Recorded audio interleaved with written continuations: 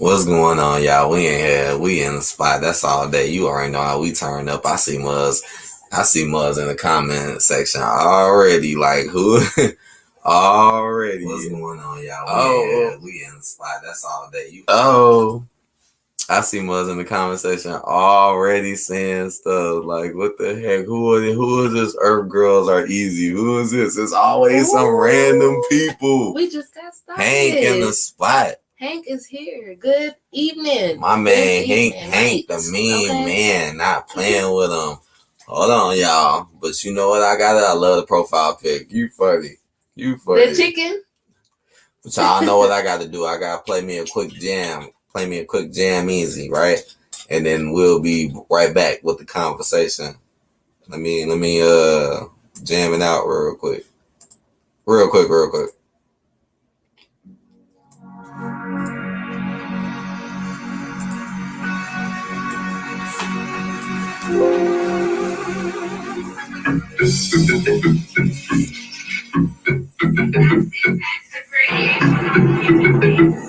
Very interesting. Get busy, y'all.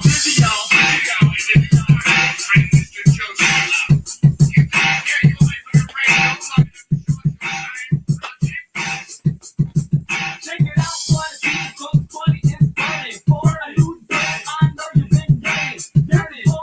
You people concerning a brand new dance called the Pee Wee Herman. Just move your hands into the front, and if you can't get it, say, huh? What at the time of it might hurt your back, but just look at the crowd. Say, I meant to do that. It's the Pee Wee Herman new dance inspector. Just go with the fans, cause it's even the naked. So don't let anybody rock with your key.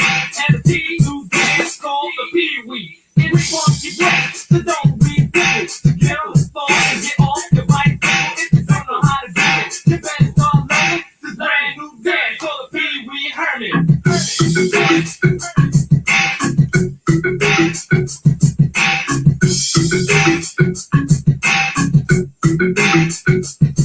Now, listen to me at the beach, new dance called the Pee Wee. You jump around, act like a fool. Some think it's kinda dumb, but I think it's cool. And when you try acting foolish, you got it right. So let's right, keep me hurting while I rock the mic. The dance is hot. In other words, it's burning. So let's do the dance called the Pee Wee Herman.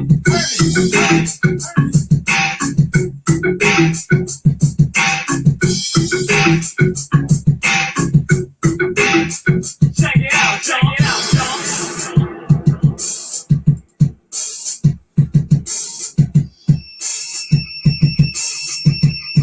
Now kick that beat.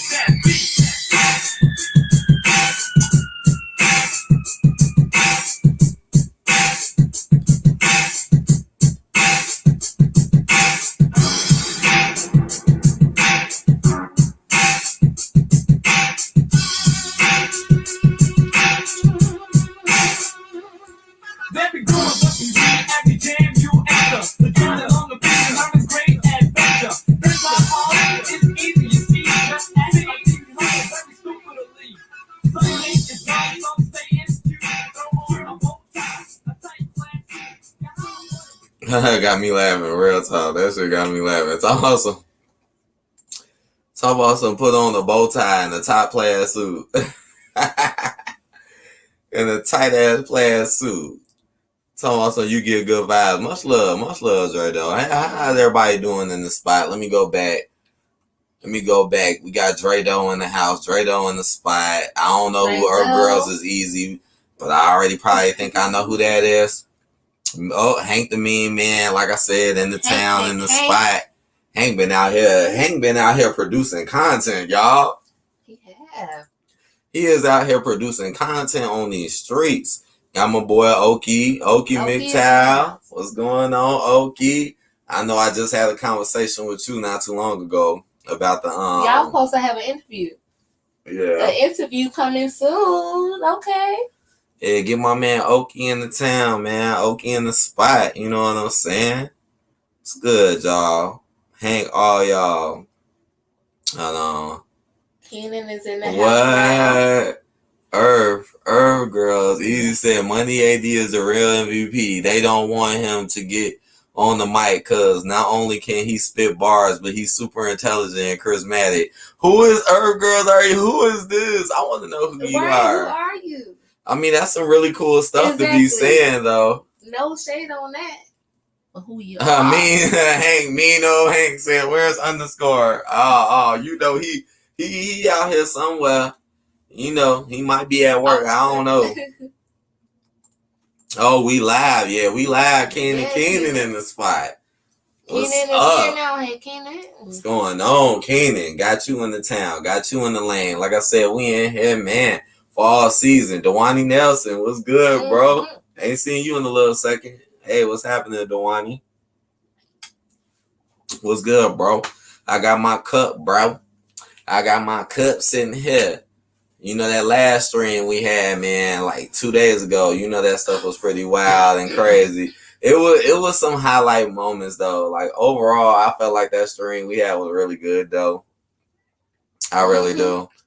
And, again, it was some highlighter moments to me as well. Well, you know, I'm waiting for Mysteriously, because I owe him an apology for when I had messed him up on the stream on accident. So whenever he pop up, he gonna get his apology live.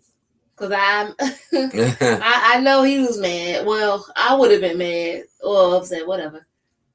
So he come through. Nah, I feel you though. You know, it was a mistake, anyways. You know, nobody was intentionally. Yeah, that was an accident. All right, nobody was intentionally trying to block him or nothing like that. So yeah, but yeah.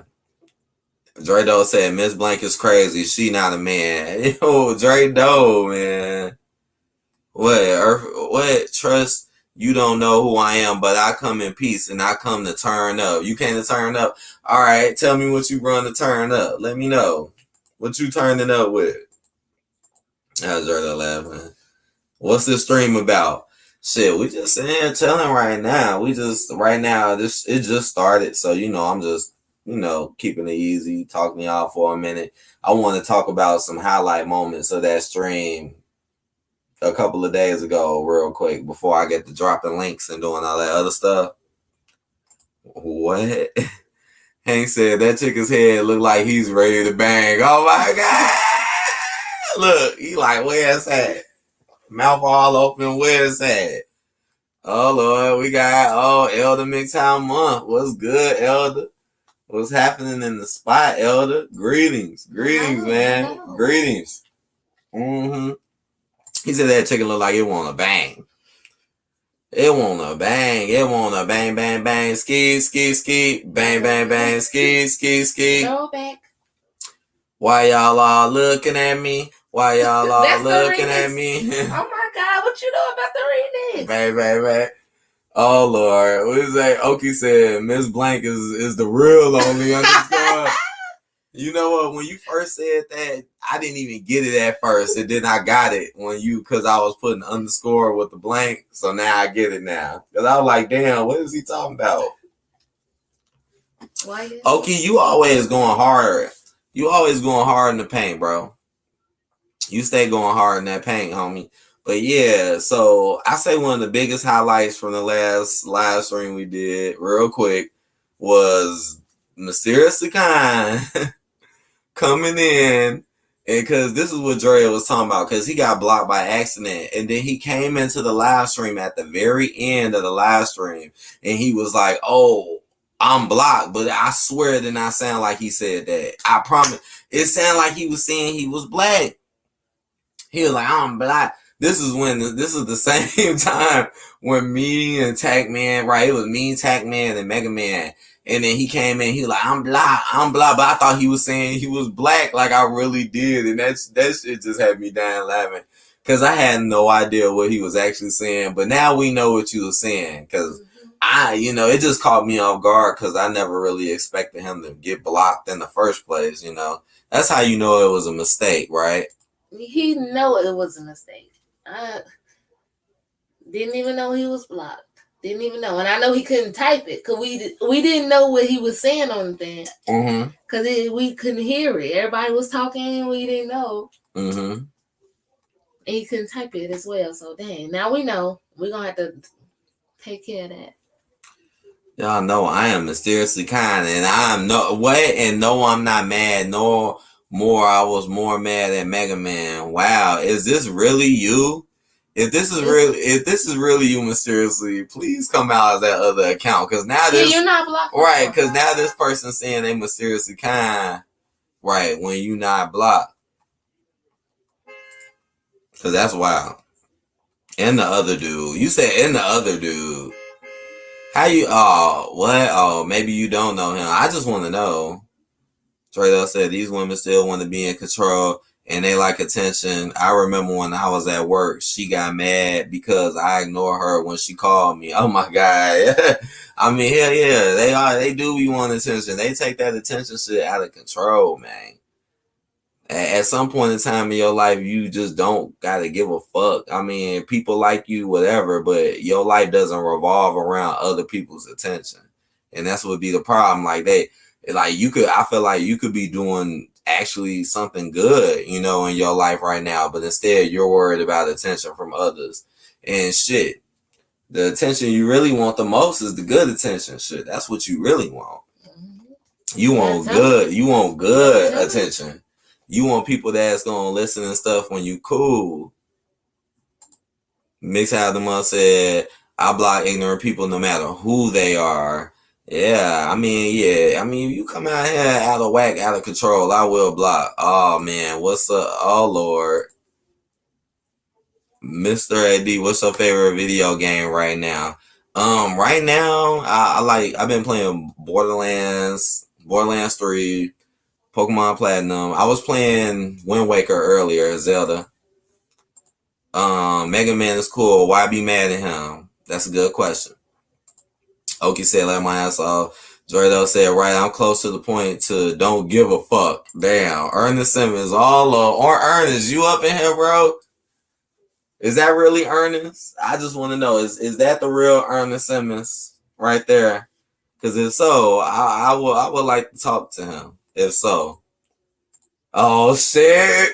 There go Hank. Hank, oh my God. Hank like, oh, what's going on? Oh, man, I'm finna drop some links up in here.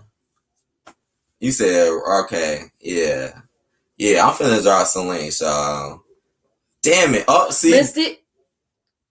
Oh, wow. So, seriously, are you that other person calling herself? And yes, Herb Girls Are Easy is my account. Oh my God. Okay. So that was you. Look at you, man. Mysteriously, you are mysterious. God damn. Let me drop some links. He said, yup. Ernest, what's going on? Oh, man, I want to say something. You and Mysteriously will be very good to get in here right now. So I can say sorry to Mysteriously. And he can talk, too. And yes. Okay, I don't hold. Oh, me and Hank said he don't hold grudges. He said he don't hold grudges in here. Keenan said, this nigga. He said, this nigga. People just get on my nerves. Yeah, man. A lot of people will get on your nerves sometimes. They will. People can be really extra a lot as well, right? Ernest said, bro, Penny is trying to cross us up. I'm not really honestly like worried about her doing that because a lot of reasons or whatnot, but I'm not really worried about her doing that type of stuff or whatnot though. Like I let her say what she gotta say, but if it's something I want to say or something, I'm definitely gonna say it as well. Drado said, it's sad. He said, it's sad. Hell yeah, man. Mysteriously Kind said, I forgive you, Brandy. You're still a legendary woman, and y'all are still my favorite YouTube couple. Thank you, Mysteriously. I really appreciate that, man. Because that was an accident. That was a straight accident. Yeah. And I didn't know. Like I said, when you came in, I had no idea that's what you were saying. I didn't know you were saying I'm blocked. I didn't know that. Mm-hmm. I should have thought I was drunk anyways. I was really turned. Like right now, I'm a little turned. But at that moment, it was like super late at night at that time. Yep. And I had no clue I had blocked him. I thought, because I even said it during the stream, I thought I deleted it on accident. Come to find out, I blocked. I'm like, oh my goodness. Right. So we definitely fixed it. We got you, mysteriously. Drado said, "Hey, Drell. Hey, Drado. What's up? What's up?" Ernest Simmons said, "We good, bro. Red pill for life." Oh yeah, you know, I like on some real talk, Ernest. I definitely do. Like, I watched your videos. I heard what you were saying, and honestly, I'm red pill as well. I am, and I never thought that she was. Cause I heard that you was like, you know, she is, and I get on her all the time about that, about not being red pill or MGTOW. That's why I wanted you to come into the chat, because I wanted to hear your side of the story, you know, and what you had to say about the situation. Because, you know, a lot of times people only hear what she got to say, but we don't never get the other side.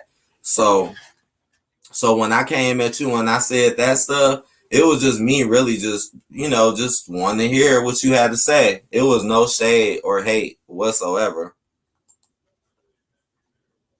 What's up, Kenan? He said, "I don't think Penny grew up around black folks. She grew up around the Philippines." Oh my God. You know what? Miss Blank says it all the time. She says it all the time about where she grew up. She says she grew up in like a diverse neighborhood.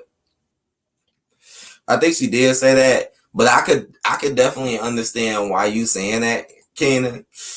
I heard that other comment you said too, Kenan, when you was like she don't really use, like, when she use slang, it doesn't sound natural. I remember that. Oh, Drado said he like to get lit. Me too. I like to get lit too. I have had my own issues with Penny Proud. I would rather ignore her than tear.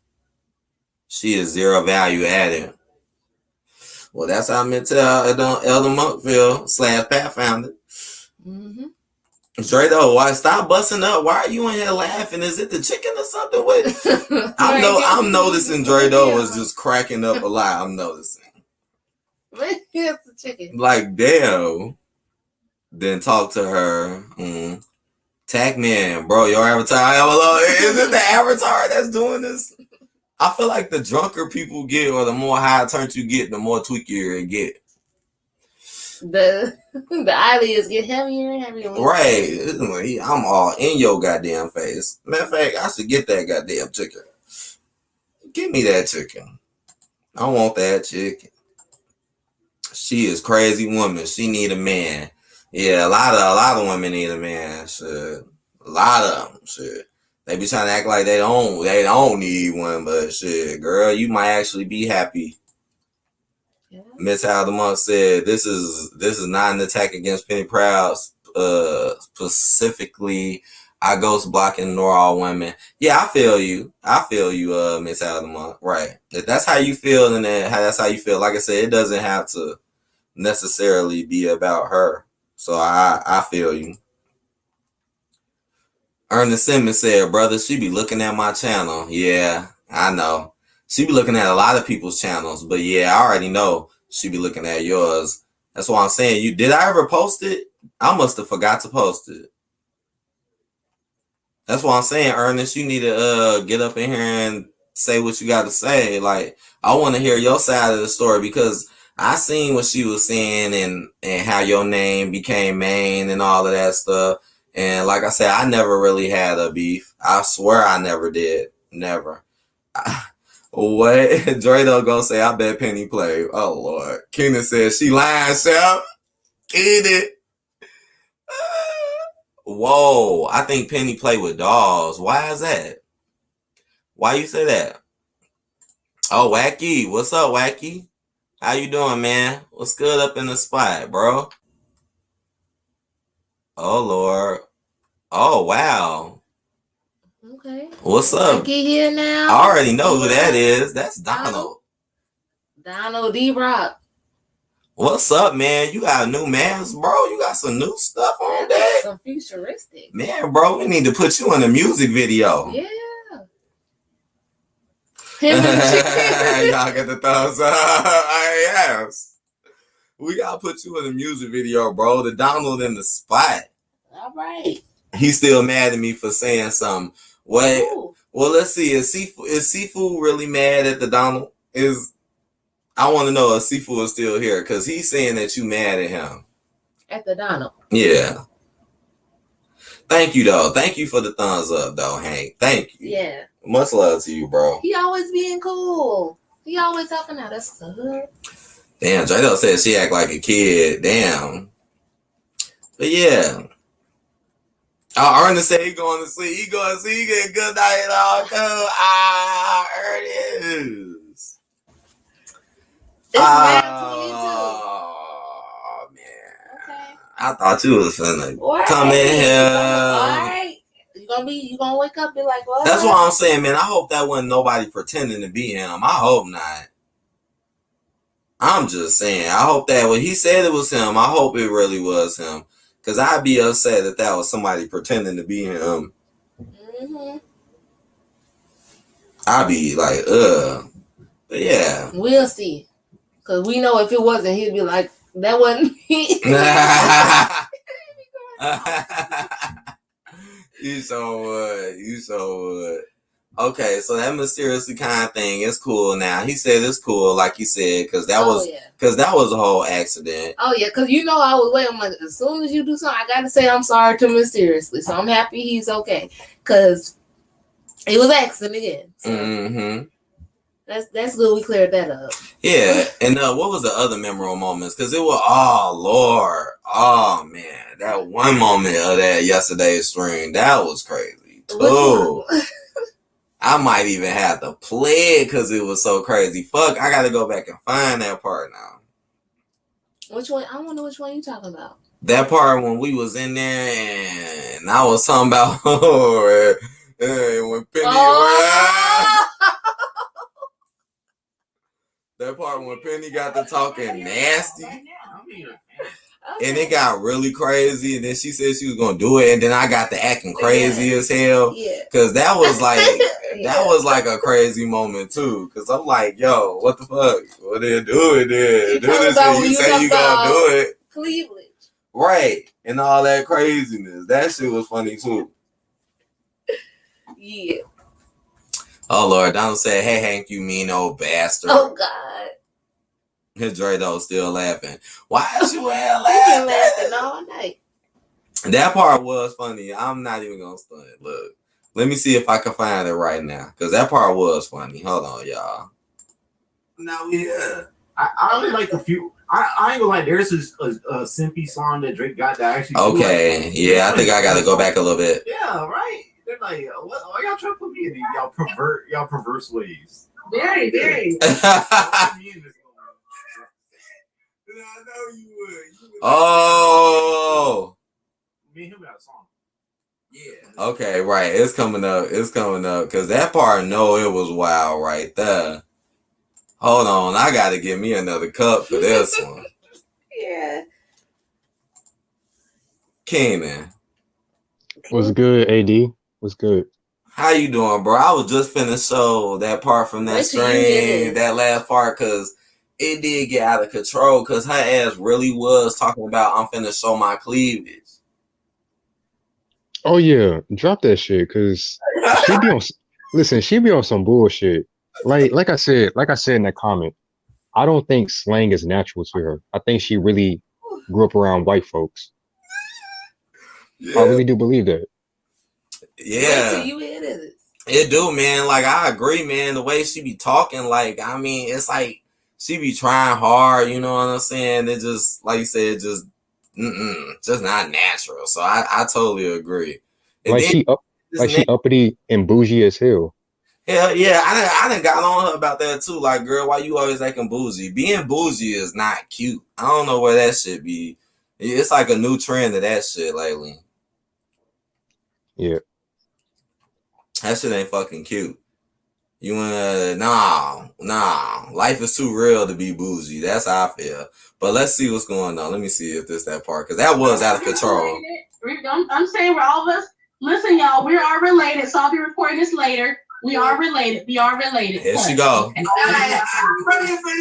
Your boyfriend. Yeah. What boyfriend? Mysterious. You like Maine. You like Mysterious. Uh-huh. No, what are you talking about? You're being, I don't understand what's going on. You like Long. Because Keenan, what I basically doing, I was talking about the highlight, because that first highlight to me was when Mysteriously came in saying he was black, or saying he was black, but I was saying he was black.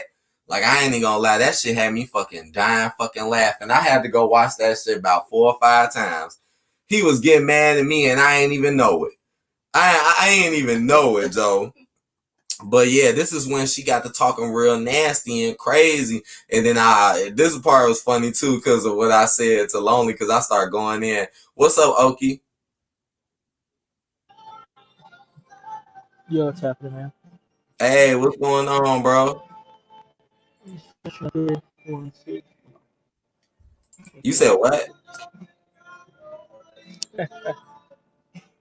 Oh Lord, you working out? I just gotta finish up triceps and then I'm done. Oh Lord. Oh, the hit mix house said that bougie shit ain't just white chicks. I used to know mad Arab girls like that 20 years ago. Laugh my ass off. Yeah, you know what? You are right. It ain't just white. Like I said, that's the new trend. Like in general, like In general. yeah. Yeah. If you want to think you the hot chick nowadays, be bougie. That's what they putting in women's mind to make them feel like, oh, well, if you're not doing the best of everything, you ain't the best. When in reality, it's not even about that to begin with. And a lot of women like to be bougie when they ain't even about nothing. Like you bougie, but you ain't about nothing though. How about nowadays when you gotta mix bougie with ratchet? True. That How don't about that? right. They That do don't that make too. any sense either. They want to act, yeah. You bougie and you ratchet. That's a weird ass combo. But let's get back to it for a second. Okay, listen, please don't let me contact Maine again. Don't let me contact Maine over here. Okay? Go ahead, move to what town you gonna She move to? probably. I was in Texas. What are you talking about? I'm in Texas. Mm-hmm. Yeah, that's what Maine I'm not doing that nutcase. He started getting crazier and crazier. Y'all go pleasure, pleasure, man. I can't say that. It was funny. He I said was pleasure. dying. The way he said it was so weird. I like, pleasure. Man. I like that. See what's going on, right? What the fuck is going on? And she sit here laughing at the same time. What do y'all think about that? Oh, Oki bounce. Where Oki go? He trolled me real quick. Yeah, he left. He'll be back. But yeah, what you think about that? Coming up in here, getting all nasty and such. Yeah, I ain't even get to the part yet when she said she wanted to show cleavage. Like, what the hell type of shit is this though? But then try to claim all this other stuff though. Like, I'm trying to comprehend what the hell I just listened to. Like, I don't know what the hell was going on. But then again, it is Miss Blank. Like, whenever she's on here, she never really makes any sense. Other niggas be talking. She always interrupting other niggas. So you can't understand what the fuck is going on because she always causes so much havoc. Mm-hmm. What? Be right back. Hank said, damn. Okay, you just bounced out. Now you writing all these comments. Miss Blank is the standard 30 plus female in America today. Plenty of psychological problems. That's why no one dates them anymore. Damn, Oki. Like I said, Oki be going hard. Hank said he'll be right back. And then his mix house said, you gotta listen to Roses by Outkast. LOL. I used to sing the hook to Boogie Girls. I mean, I like that song though, Roses. I actually do kind of like that song a little bit. I remember. I'm fucking weak. This nigga really said like Roses by Outkast. I'm fucking weak. Yeah. I actually like the competition that they had going on back then. Shit, I was growing up at that time, so they used to play that shit a lot. You know what I'm saying? They did. And, Big Boy and Andre, they had a competition. I just found it to be kind of cool, though. I did. Speaker knock. Right, speaker knockers. Like, well, not knockers, but, right, the love. Why I say that? I said speaker knockers. I'm tripping. Yes, I am, man. But nah, you say you don't fuck with that song, though? Oh no, I ain't say that. I'm just saying like the person who brought it up. I thought that was just kind of crazy. I mean, because I love Outkast. Outkast is probably like one of my favorite groups Ah, that's ever. cool. That's cool. What song do you like? By Outkast, Yeah. like it's like the thing about Outkast, you can't really choose a song. Like you got to choose like whole bodies of work, whole albums, because they are so damn great at what they did, Mm-hmm. and their music stand it stood the test of time, and even to this day, like when I play their albums, like Aquemini had his anniversary the other day, and I was replaying it like once again, and I was like, damn, like these niggas really went the fuck off, Damn. like because I was born in '98, right? So Aquemini came out in '98. So these niggas were like on some different shit the same year I was born. I Mm. just think that's kind of cool. I never heard of them, bro. Yo, Wait, what's going on? I said I never heard of them. Who you talking about? The group you was just talking about. What you was just calling them? No, Outkast, their album, Aquemini. Oh, okay, okay. The album. Yeah, I got Yeah, that album actually. That same album you talking about, and I love it. I love that fucking album. That's the yeah, album with Rosa Parks on it. yeah. Hell yeah. Yeah. Oh, oh.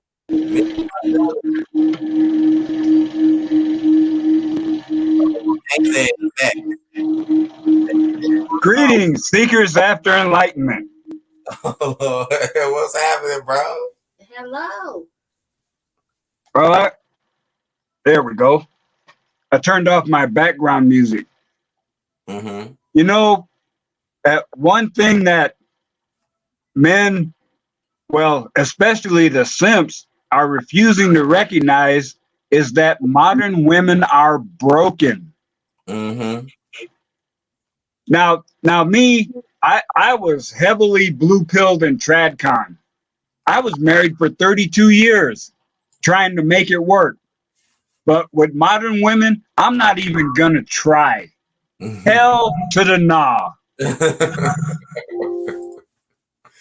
Nah, I feel you though. A lot of them. It's like, and it's sad how a lot of people don't see it or recognize it, but it's true. Especially when it comes to the things that they like and do, because that's what's really going on now. It's like make a lot of things that's really bad and messed up cool and acceptable, while at the same time trying to down another side of a group, which is what really kind of keeps us apart. Because Well, well, do you know why that is happening? yeah, Oh well, let me hear your side, and then I'll give you my spin on it.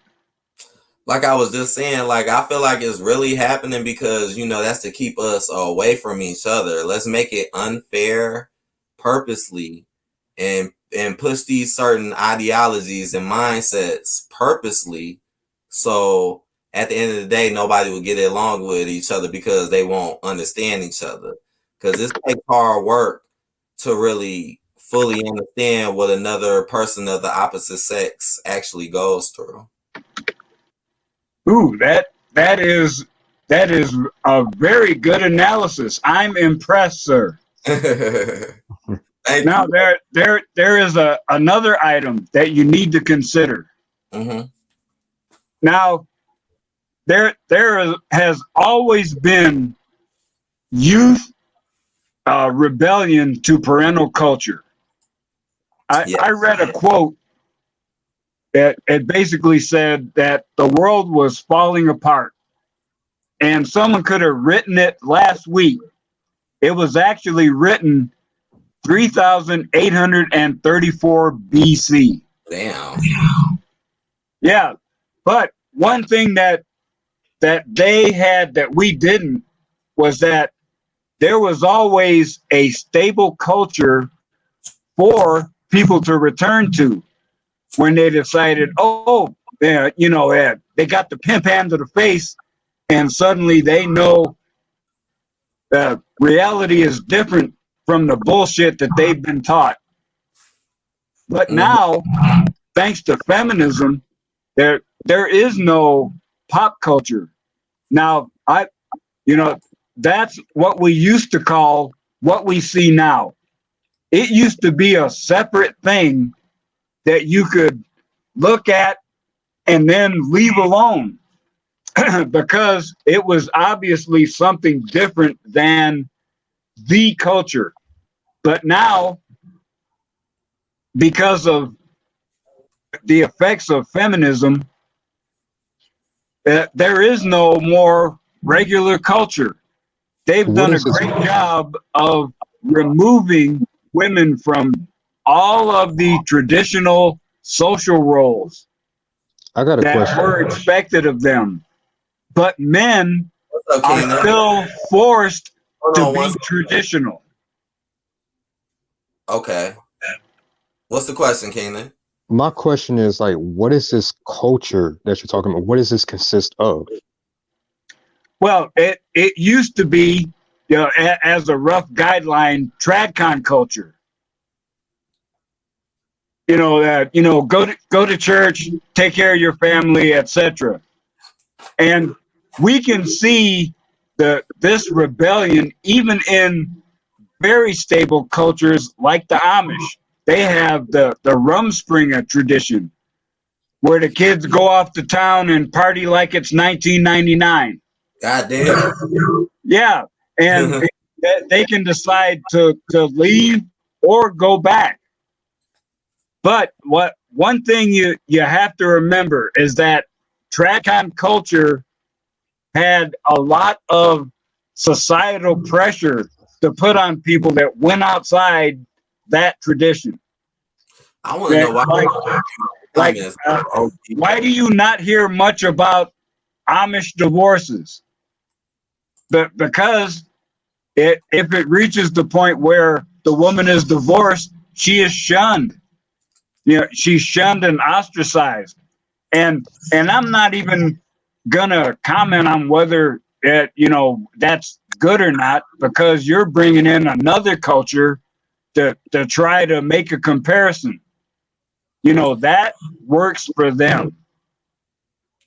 But Right. now, it used to be, when I was a kid, I could jump over to pop culture and look at things like the Oscars and the Emmys, and I was excited to, not so much to see the celebrities on the red carpet, but see what was the best picture, what was the best TV show.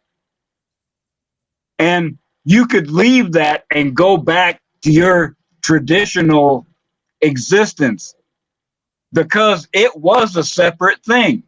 But now the entire culture is driven by Facebook likes, posting Instagram videos, and getting likes or whatever that is on Twitter. Yeah. But see, I feel this you, bro. But what you gotta say real quick, Kenny? Because I know Oki got. I want to hear what Oki got to say about him about porn and him not knowing stuff. But what you gotta say real quick? And Raven in here, I don't know what you think about Raven. I don't know, but go ahead, Kenny, real quick. But I mean, Elder Monk, when you bring up things like the Oscars, the Emmys, the Grammys, these award shows, and then you bring up things like Instagram, Twitter, Facebook, like it's all the same thing, and it's all centered around validation. So these award shows that were once upon a time, I guess, valid, whatever that means, that is just another form of like, okay, we deem this picture, we deem this type of song, this album as being the best, and it validates it being the best, even though that's not entirely true. So it's like this whole thing of like just being fake. Social media and these award shows, I think all that shit is fake. I feel you, Kenny. That's And what the culture is for real. I feel you, and I don't mean to mix the conversation up that much, but I do want to hear what Oki got to say real quick about this porn and what's up with Mysteriously, because you was just going in, bro. Here's the thing, dude. The real problem is soy in everything. Soy in all processed foods. And then basically all this feminist agenda in public school, college, about the whole transgender agenda, toxic masculinity, all that bullshit, where young men are now being encouraged to wear dresses, dress like women. Mhm. Girls are being encouraged to be like boys. All the toxic ingredients and vaccines, all that shit. And the thing is, you know, once I started hitting the gym a year and a half ago, okay, I got my diet in check, threw out all the processed boxed food, okay, always eating real food unless I go out to somewhere that I pick the healthiest option that I can, which is Mhm. usually Vietnamese pho, Greek food, or some other Middle Eastern food, because it's usually just meat, veggies, and rice, and and you Yeah, know, these kids watching I porn. See what it makes now. They watching porn now. They watching yeah, porn at early as age now. well Porno yeah, so head. did I. Well, yeah, so did I when I was in middle school, of course, because everyone did, okay? And the thing is, now I am more virulent and fucking horny as ever because I'm fucking lifting hardcore ass weights. I'm eating healthy as fuck, dude. My energy is through the roof. My fucking cognitive ability is through the roof. And so really, porn isn't the problem. Okay, the problem is everyone is eating shit. No one's lifting any serious ass weights. And I'm talking, serious fucking triples, five A by nail be nice. five, heavy deadlifts, heavy squats, heavy bench, dude. Once you start doing that, like seriously, hanging out at the gym, 3 hours, 3.5 hours, 4 hours, fucking seriously lifting, then you'll find that porn is not the problem, okay? The fact that your diet sucks and you can't lift any weight is the real problem, because then your body has no reason to do anything. Okay, every pound of muscle mass you gain, your metabolism goes up by 50 calories. Okay, Yeah, I and hear you. that boosts your testosterone as well. Now I'm casually seeing this older woman basically go over to her place, hook up once every 2-3 weeks, Oh and Lord. and I'm fucking I fucking lasted so long that Oh I Lord. basically get bored. I last so long that I basically get mentally bored halfway through and just kind of mentally doze off and think about other shit, Whoa. because I'm just like, I just want this shit to end, because sex is what it is, but now I'm so fucking virulent, okay, naturally, that it just gets to a point where it's just boring, okay, and I'm like Long begging as myself long as mentally you for know it to porn. end, You okay. like porn? Question mark, question mark. Now we in here talking about porn. We talking about how long we can last. What's Okay. Well, next? Oki, you may be going through the same thing that I did. What? Lonely as it. When I was with my friend with benefits, I found out that I enjoyed the physical intimacy itself much more than the act of sex. By the time it got to the sex, it was just sort of friendly exercise for me. You know, I actually had to focus hard to let us say maintain interest. And for me, it was, well, I had my fun. It's time for me to give her fun. That, and that's why I don't quite have the same attitude towards porn either anymore. Now I'm going half between, oh, I got to hit it just to release tension, and actually going no fap. Oh wow. Because, yeah, well, because it it's not that important. If it was that important, I would be out there trying to score some real peace leave. But the risk is not worth the reward for me. So I refuse. And Yeah, and the thing I is, and I am one of those weird people that is gonna have a sex doll in the future. And yeah, it's the thing not is, it and for you women listening, it's not so much for the sex, because really I thought about sex with my waifu, and it doesn't really interest me that much. What I'm looking forward to is the opportunity to be able to put my hands on her. You know, it is the physical intimacy that I really miss. That the actual sex, hell, if if I became a eunuch tonight, it still wouldn't affect my need for intimacy and the pleasure I would receive from it. Anything you want to say, Keenan?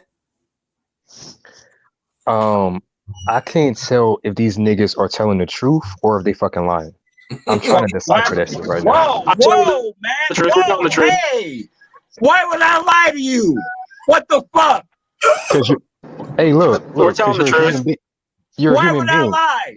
Look, you're a human being. All human beings lie about something. Well, you can look at my YouTube for 2 years and you can see I've been telling the fucking truth. How dare you call me a fucking liar, you bitch? Hey, Elder Monk, you a liar. I'm sorry. Fuck you. I'm playing with you, man. Oh my God. You know what? Oh man. And then AD also on the other point where Sifu was talking about the Amish. Okay, so for example, India, okay, Hindustan is being completely destroyed from the inside out by feminism. Okay, there is now a MGTOW movement in India as well as in the Islamic world, and so in India, they have their own men's rights movement because so in India they have a domestic violence law called H498A. Okay, and if you go to, I believe it's www.h498a.org or something like that, and it's a whole website about it. Basically, the Indian version of the men's rights guys, and basically that law is as bad as Me Too in America or worse. Okay, it's just the lack of evidence needed to prosecute men and rape cases, all this shit. There's been kids that have committed suicide, high school age kids, all this stuff because these laws are destroying the country from the inside out. Okay, and I saw an article, I believe it was from this year, where it was like 77% of Indian wives cheat on their husbands, all this wow. shit like this, just out of boredom. Okay, You know so what? I that feel like whole they do that, like too, like like the same thing in the U.S. as well. Like that's why a lot of mothers be like, "Oh, don't bring her to the U.S." Because then next thing you know, they start to feed into this culture, this weirdness, or the the yeah. psychology. Yeah, and that's a traditionally patriarchal conservative country where they used to have arranged marriage, and the Hindu faith has the same ideas about relationships and the hierarchy of the man and the woman in the marriage that Hmm. the Christian Bible does. Okay, and today in the U.S. with Christianity, okay, there are no good Christian women left. Okay, because feminism has infested the church because appealing to women's emotions, appealing to their lifestyle, whatever, gets the church to make money off tithes. Okay, you're Yeah, never going to see a strong male pastor, a real masculine pastor who actually gives a shit about people to actually say, hey, read Genesis 3:16, read fucking 1 Corinthians 11:3, Ephesians 5:22 through 24. These texts that say there's God, Christ, and then the husband, and then the wife and children below the husband, okay? And the wife's job is to, be the homemaker, all that shit, help the husband, all that stuff, and that she was created from Adam's rib, okay? She was created for Adam to help Adam, okay? But then, yeah. Hold he on one fucked up second. because he simped, Yeah, and then, hold on one and second. so there's Okay, all I that stuff. see Big Other Monk in here too. I see him saying, "If you think I'm a liar, come to Boise, Idaho, and shut me up." Is he really that mad? Like, what the fuck? Like, Sifu, he's nigga, I just made chilling a with you, man. joke. Sifu, he's Like, just playing with you, man. He's just what playing the with you, hell? Sifu. How old is? Listen, Money AD. How old is that man? I'm not sure his exact age, but he is older though. He is older than us. And I'm like, what, like probably 20 years younger than him, and I got under his skin like that. God damn. He's in his 50s or his 60s, right, Sifu? I think you're 60s, right? Yeah, You're he said you're you're you're you're older than Mr. Elite, and Mr. Elite is in his early 50s, I believe. yeah. So I'm going to be 31 in a month and a half. You know, so yeah, He said I mean his the world's entire going channel crazy, is a man. testament to brutal honesty. And then he said F you. Damn. Yeah. And look, Elder Monk, more power to you. Look, if your channel is about truth, then speak your truth, whatever that is to you. Like, I ain't got no issue with that. He's bad. What's up? What's up, Elder? Don't call me a liar, bitch. You don't know me. Elder Monk. Then look at my channel and you can see the truth. Don't come up here and call me a liar when you don't fucking know me. First of all, I was asking a question. Secondly, you older than me and you get mad at a younger dude. Yeah, That says a yeah, lot I about get you. mad at anybody that calls me a liar, you raggedy motherfucker. That says a lot about you, Elder Monk. It's happening. I'm just like, why is this happening? Like, I know he upset you called him a liar, but he was just like he wasn't that serious. I mean, that's why it's a good time to explain it, Like go Because ahead and explain it, because Elder Monk, my question was, I can't tell if these niggas are telling the truth or lying. I didn't exactly call you a liar. I was asking a question. So I don't know. You know what? I might have just clicked him out by Oh, I'm telling accident. the truth. You said Okay. what, Oki? I'm telling the truth. But see, okay, when I said that, you knew I was not like trying to call you a liar. Like I was just trying to figure things out. Yeah, for sure, man. That's and like I don't get mad at anyone, man. I was just like I'm telling the truth, man, and that's that. The situation is what it is, man. You just gotta get your diet in check, start lifting serious weights, man. You gotta fucking start putting in 3-4 hours at the gym, and then you'll see that that the we've just been lied to our whole lives about pretty much everything, man. But okay, I kind of want to go back to what you were saying about um like the strong kind of like masculine pastor in the church and how like it's been overrun with like feminism.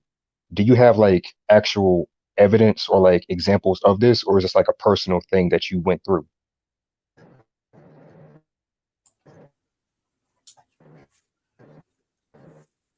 Oki. Shit, the Okay. church now is a breeding ground for simps and feminists, you know, because no one's gonna tell women the truth. No one's gonna point out these actual passages in the Bible that are super patriarchal, Hmm. and like I've trolled around on like Instagram, Christian marriage dating pages and Facebook Christian marriage dating pages, and fucking no one wants to know the truth, dude. It's all these old feminist women who are now trying to use the church as a simp hunting ground. And if you're on Facebook, go to the Facebook group called Celibacy Chronicles. It's about 7,000 people, and you'll see all the old post-wall women that call into the Kevin Samuel show style women, Oh and Lord. and and and, and you'll see it firsthand, man.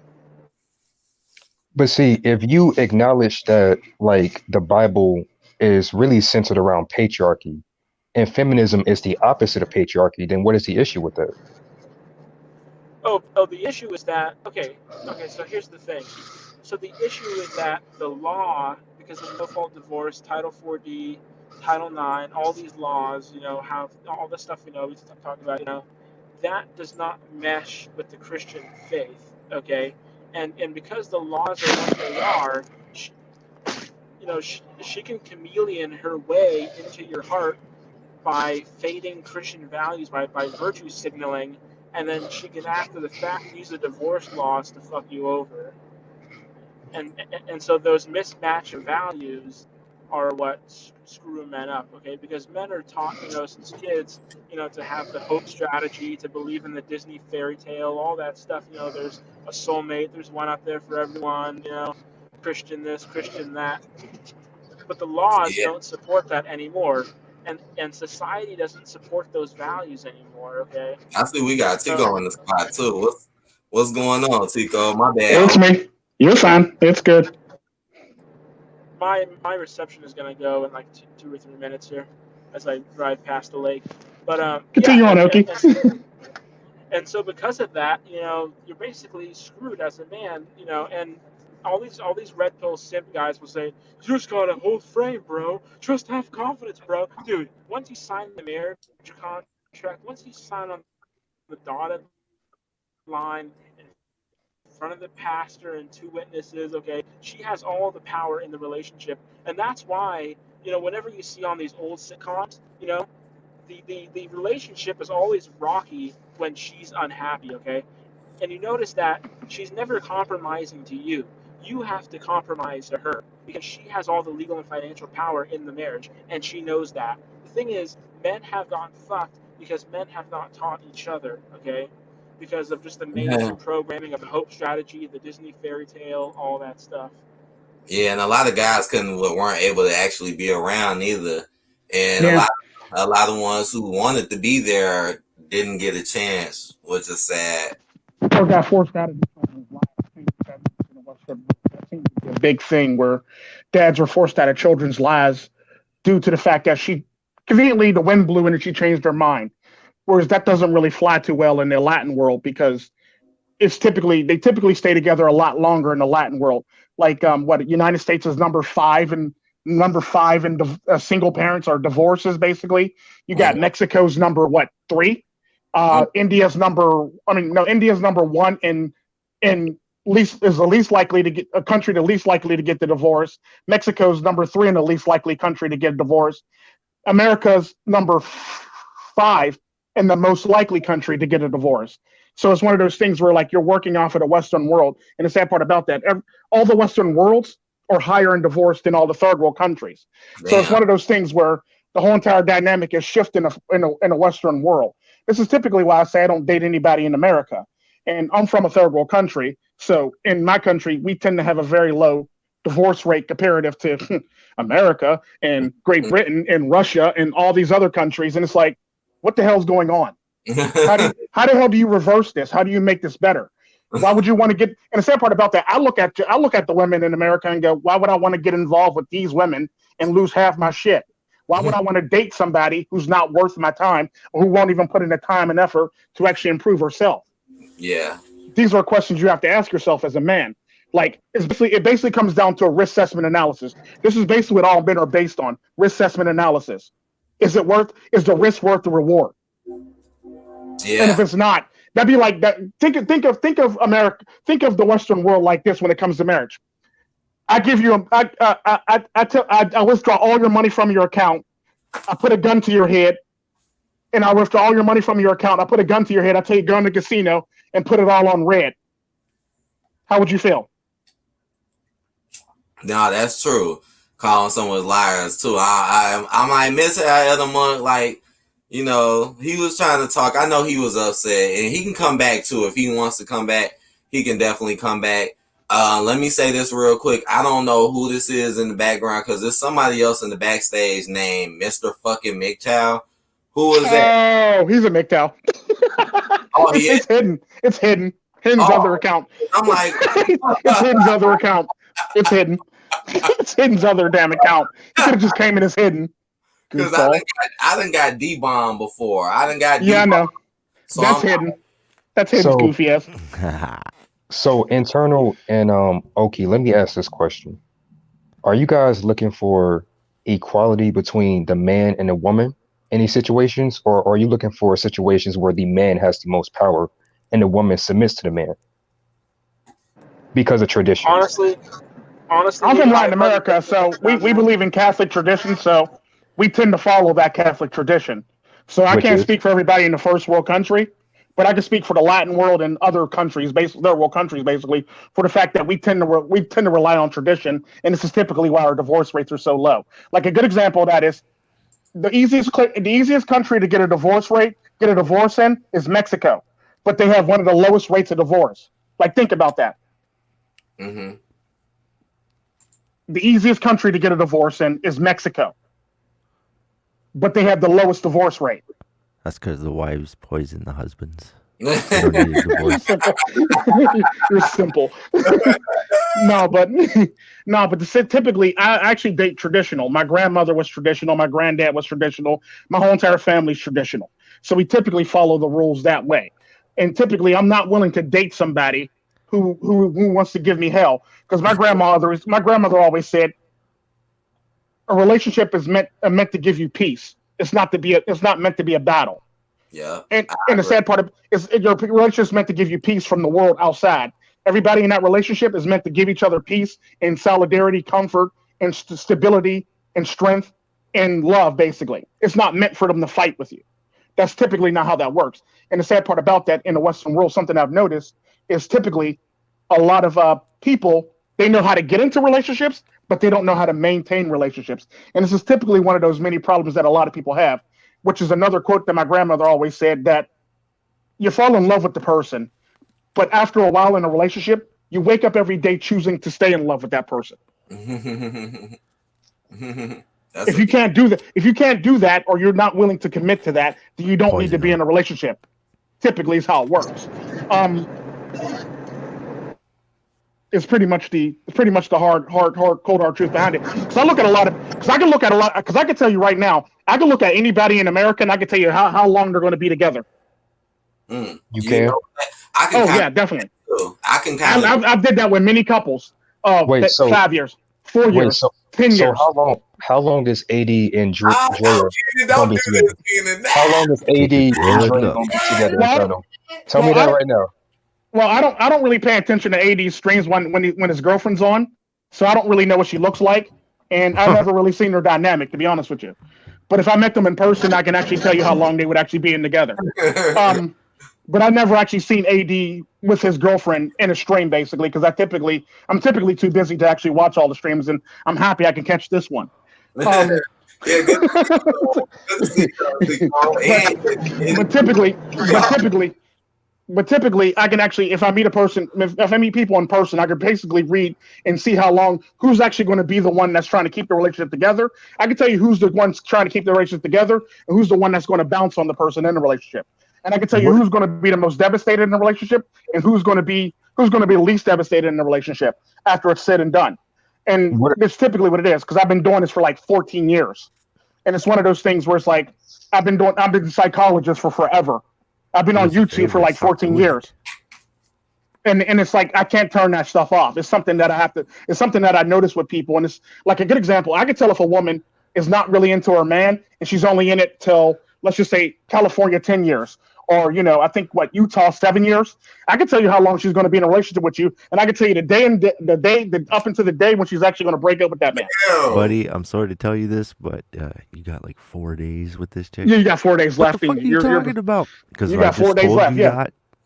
Now you're gonna yeah. only have 4 days because you're gonna go after Yeah, her with literally. this. And the sad part about that is I literally dealt with couples like this. And the sad part about that is I'll even pull this. I'll even pull this. I'll even pull like if like a good example. I'll talk to like different couples. If one person's cheating on the other person, and I can tell that they're cheating on them and they're trying to hold back. Basically, I'll pull the other one and have a private session with that one and be like, you might want to get your finances in order because you're about to be in a world of hurt, pimping. You're about to be in a world of hurt, and that's typically all it really is. It's just like one of those things. Like hell, I've told men that their wife is going to leave them. They didn't believe me, and now they're ass out, cash out. Now they're laying on my couch still to this day. Like I can't believe I didn't listen to you, and like they're Buddy, go to the suicidal and bank, shit like that. And it's like drain it's your bank sad. account, and Yeah, then hide they that literally shit. drain their bank account the day after. Like they Yeah. get a divorce and they drain their bank account. I can basically tell you step by step her Drain your exact account before she exact sees it. actions. I can tell you her exact actions in your relationship from step one, what she's going to do to you the minute she gets a divorce from you. All I can say is your bank will have like a withdrawal limit, a daily withdrawal limit. So start taking your money out now. Yeah, literally. And that's the best you could do. And the sad part about that is I come from a family where we parts with nothing. And that's exactly what my grandmother says. And like typically, so the neat thing about my relationship, because I actually made a video about this. If I was to get married to somebody in the United States, they would literally part with nothing. No matter how much no matter how good their lawyer is, no matter how much money they think they want, they'll part with nothing when it comes to me. For the fact that nothing wrong with that. Honestly, I don't. I have I find nothing. Because my grandmother already got this shit set up in a way where like she's literally parting with nothing. No, and the sad part about that, how it works is basically when we get into a relationship, the longer the relationship progresses on, about 6 months up until marriage, I start transferring my assets over to other family members. Mm. So all my assets start getting transferred over to other family members. By the time we get married, all my assets, every single last, my pay, everything goes to a certain family member. So all the family business money that I get automatically gets transferred to another family member. All the stuff gets transferred over. So I'm literally walking out with no pay. So now I'm actually walking out with an allowance. Okay, cool. So I don't take any money out of that allowance. So I save that money. Okay, cool. So what happens with that is by the time she wants to file for divorce, the house is already transferred over in another family member's name. When we buy the new house, I put it under the business name. So the business is owned by my grandmother. So therefore, you can't really take the house if my grandmother owns it and your name's not on it. That's typically how I basically borrow the money from the business and I put it on the house. Okay, cool. And any vehicles, like only thing she'll be able to walk away with is if I buy her a 1 year anniversary car, a car for a 1 year anniversary. That'll be the only thing she'll be able to walk out of the relationship with. This is the stuff they don't want to hear. This is the stuff they get mad about. Like when they hear stuff like, oh yeah, no, because I'm like I said, my family's motto, and it's right above our doorstop. It's right above our doorstop when you walk in our kitchen. It don't say welcome. It don't say none of that other craziness. It says we parts with nothing in Spanish. Legit. So the sad part about that. So if we go on trips, so anytime we go on like trips or anything like that, if we go somewhere where there's a family business based in there, it's basically it's not a vacation. It's a business trip. So therefore, you're not going to get none of the money for a vacation when it's a business trip. So if we have a house or we have like a business there or we have business dealings near there, it's a business trip. Anytime we go on vacation, it's a gift from my aunt or my grandmother or somebody else. We parts with nothing. We legit parts with nothing. Yeah. So you're basically going to leave this relationship exactly what you came into this relationship with. That is the only way you can get away. That's the only way you can actually marry somebody and not have to worry about losing everything and the shirt off your back. Because at the end of the day, you can't trust anybody as far as you can throw them. Hell, I don't even trust my own damn kids. So I'm damn sure I ain't gonna trust no damn woman if I don't trust my own damn kids. I don't even trust my own damn lawyer, and I pay that nigga. Oh my fucking god! Oh, he's actually not a nigga. He's actually Jewish. What's up, Kenan? What's up, bro? What's happening? No separamos de nada. Hey, this is my first time coming across internal sadist, and I gotta say that name right there, internal sadist, that shit really fits you and your personality, cause you on some different shit. Yeah, yeah. I take pleasure in other people's pain. And I seen Miss Blank. I seen you talking about Ernest in here. I tried to get him on, but he ain't want. I don't know unless he back in here because I did want to get him in to say some stuff, but apparently I don't know. He gone though. So, but yeah, Okie, you still here? What's up, Okie? You still in the spot? Yeah, I'm just walking up my front porch steps here, getting in the house. Oh Lord. And then I gotta get dinner going. You be liking to get that good stuff. You be normally getting that good stuff when you come in. You finna get some good stuff. Shit. So You lift that car before you get in it. Right. So what's that? At my gym, they basically taped off all the water fountains, and so to refill, one of the water fountains happens to have like a filler spout on it, like a science lab spout on it. And so but the water is coming out hella murky for the last few days because something's going on with the water. They're trying to kill everybody at the gym and get their money. Yeah. So you work out at one of them gyms where you gotta pay a month in advance. No, they just bill it monthly, but I'm locked in. I mean, but the thing is though, do you have to pay a month in advance with that bill monthly though? Because I know my gym, like if I'm going to the gym in September, I already paid for it. I already paid for it the month before, basically, is what I'm saying. Oh, for sure, yeah. And so so if they kill you, they got their money anyway. So while they get the water situation figured out, I got myself one of those big like gallon jug thingies off Amazon for like $12. So like I'll just fill it up before I leave work, at work, and then It sounds like I hear something now, like water. Who's eating? well I'm fucking opening it. Oh Oh, my you're opening it. I was about to say, like, who's eating? right. Somebody like they eating a daiquiri. Y'all mixing daiquiris. That's like And yeah, so basically, when it comes to relationships, it's one of those things where, like, if you're not willing to, because I believe in I believe in marriage altogether. Look, if you're going to be married, I believe until death do you part. If you're not going to be married till death do you part, then there's no point in doing that. If you have second doubts when you get up to there, or if you get cold feet leading up to it, then that person's not for you. It's that simple. So if you got to have second thoughts, or you're having doubts, or you're having cold feet, that person's not for you. That's my personal beliefs on relationships. And And you're if you want to leave the marriage, you got to kill your partner. no, if that's what you want to do, that's what you want to do. Death I ain't got do no us problem. part. I ain't got no problem with criminals. I don't got no problem with criminals whatsoever. If that's what you want to do to get out of your relationship, that's what you got to do. But damn. typically, how I feel about it is, look, if you're not going to put in the effort, because this is the problem with a lot of people in America. If you're not going to put in the effort every day to be in a relationship, then you don't need to be in a relationship. And there's a lot of people in America that shouldn't be in a relationship in the first damn place. Yeah. That's true. Like I always say, there's two motherfuckers in a relationship. You motherfucker and her motherfucker. Most people want to Y'all be both got to make fucking- this shit work. Most Yeah. people want to be. Y'all That's both true. got to make this shit work.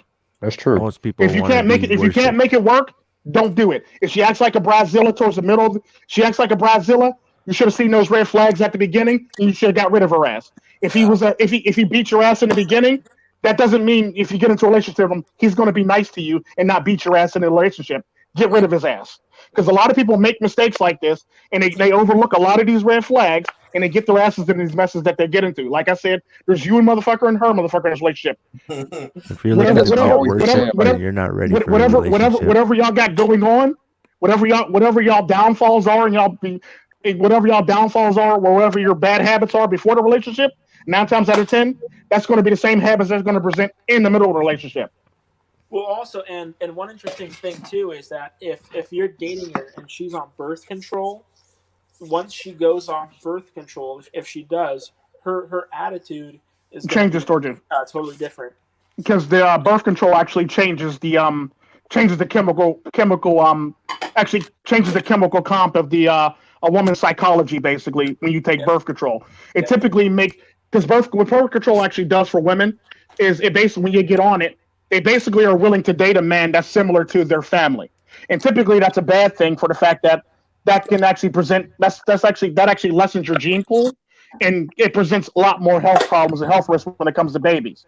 It's typically how that works. The sad part about that is when she's screwing your dad. yeah. That's Well, bad no, for I the mean gene pool no, for but sure. but the sad part about that is if you date somebody with similar hormones or pH balance to your family, you're typically going to run into a lot of the same problems as They'll that. grow like It's typically gills on your neck. well, not all Hey. that. You know what I mean, health wise. But Turn typically into how that like works is like a sea monkey. so typically, if you actually start dating a woman, you never want to date a woman who's actually on birth control, because 9 times out of 10, when she comes off that birth control, you probably ain't going to be. You're 9 times out of 10, you're not going to be the guy she wants. And And turn 9 over. times out of desire. 10, she's probably not going to be the person that she was when you met her. Exactly. Yeah, that probably happened to me, man. Yeah, but who knows? Who the fuck knows? Yeah, but it's one of those things where, like, you got to. If a woman's taking birth control, it actually alters her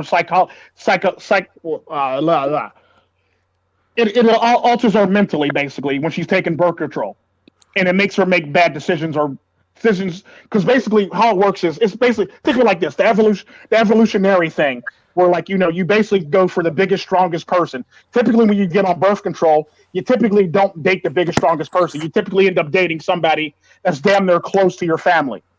And the sad part about that, when you date somebody damn near close to your family, your genetic pool is going to be a lot smaller. That's probably why I get along with her, with my ex-father-in-law so well. Sounds like And- you're advocating for swirling or something. No, it's not swirling. I'm basically saying that goes for any race. Hell, there's white women who actually have fathers or brothers who have the same genetic smells and hormones as their as black men. Asian men, Indian men typically. So it goes across the board for everybody. It's not just one thing.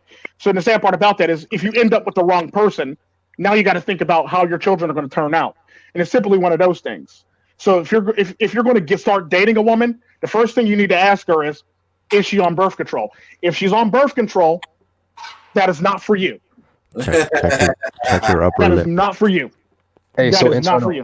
If she's Internal, got let me whiskers on her upper lip, she's not for internal. you. Let me add this. Internal.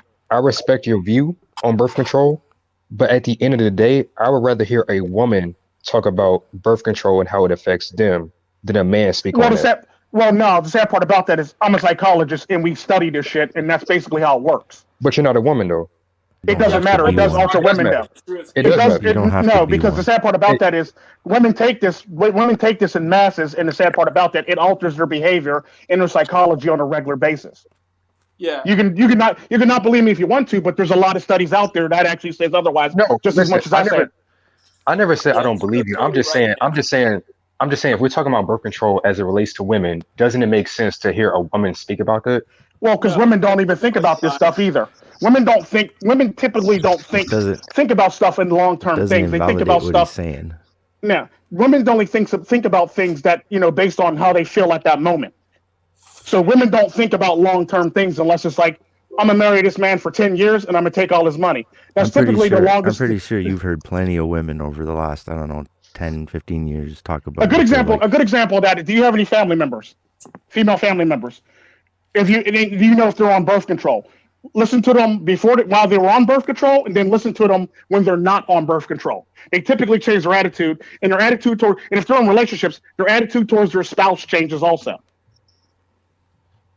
It's pretty much how it works. And the sad part about that, a lot of women actually suffer from this, and they end up in this is typically what I talk about. A lot of women end up in the wrong relationships for the wrong reasons, all because of birth control. A lot of women end up in bad relationships because of that. And they typically end for the fact that the reason why she's not in love with you no more is because she was never in love with you based on her chemical imbalance, her chemicals actually being altered in her body due to birth control. So if she falls out of love with you, that's typically how that works. Internal, I think regardless of birth control or not, like one thing women do have a tendency to do, and you touched on this, is that there are red flags early on that they do not pick up on because they have this idea, this fantasy of like, oh, I want to be with this nigga, but this nigga is abusive as hell.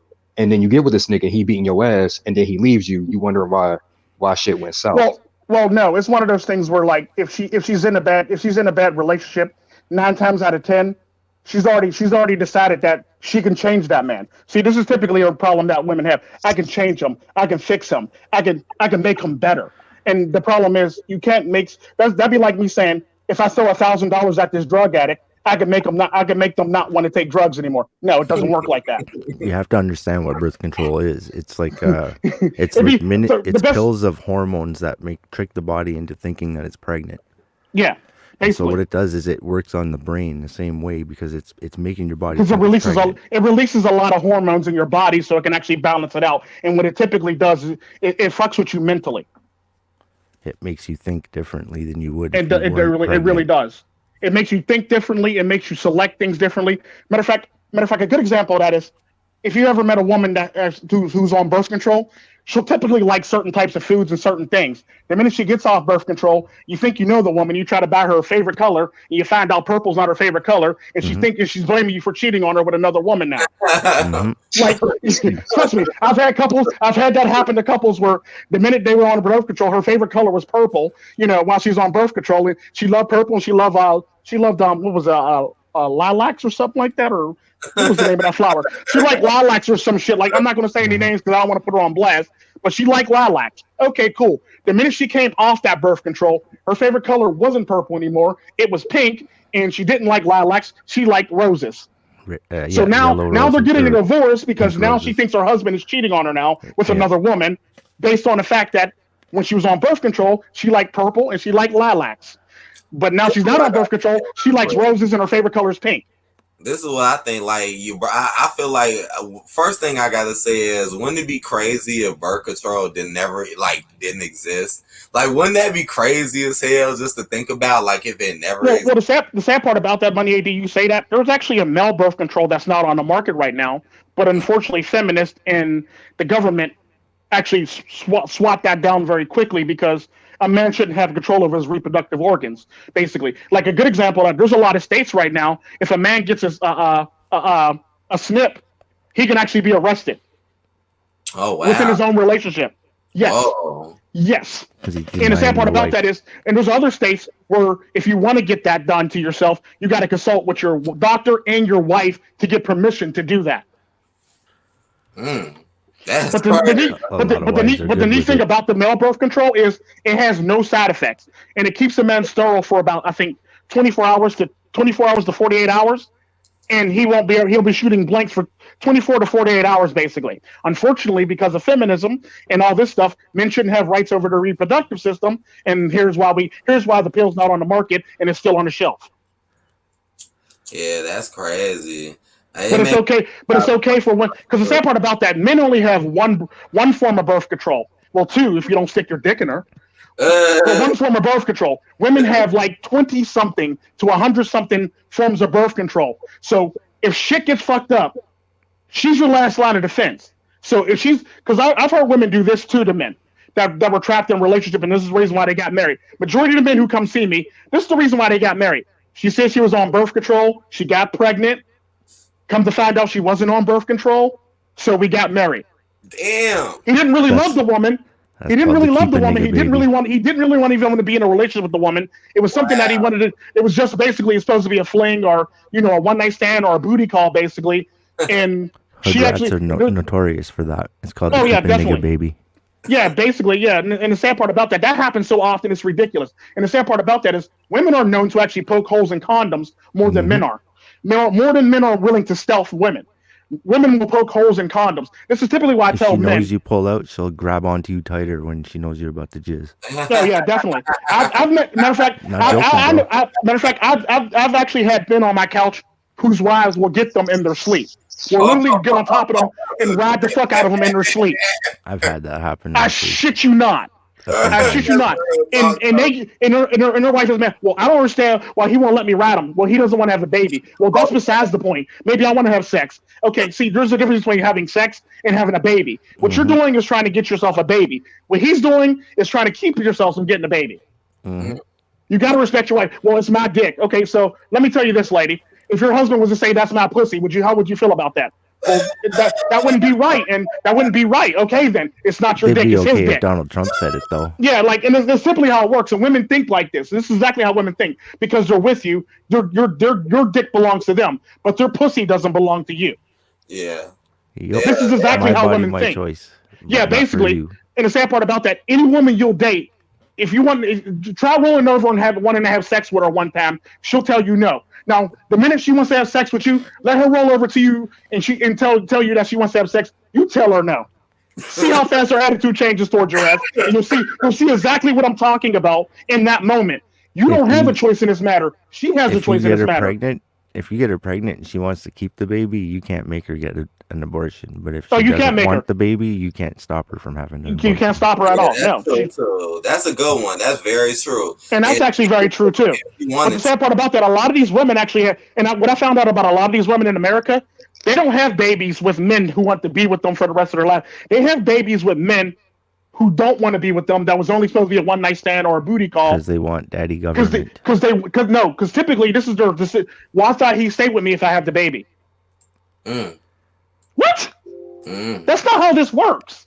Yeah. And the sad part about the majority of women actually end up with single mothers for this reason, for the fact that they made this decision on their own to do this, and because they dreamed and hoped that the man, that by having a baby with this man, he would stick around mysteriously or magically. It doesn't work like that. If a man doesn't want to have a baby, a man doesn't want to have a baby. Slip-ups too, right? And it also be some slip-ups, and a lot of times you ain't. Well, yeah, there'll be. The sad part about that. The sad part about that. The sad part about that. The slip-ups do happen, but they don't happen as much as everybody makes them out to be.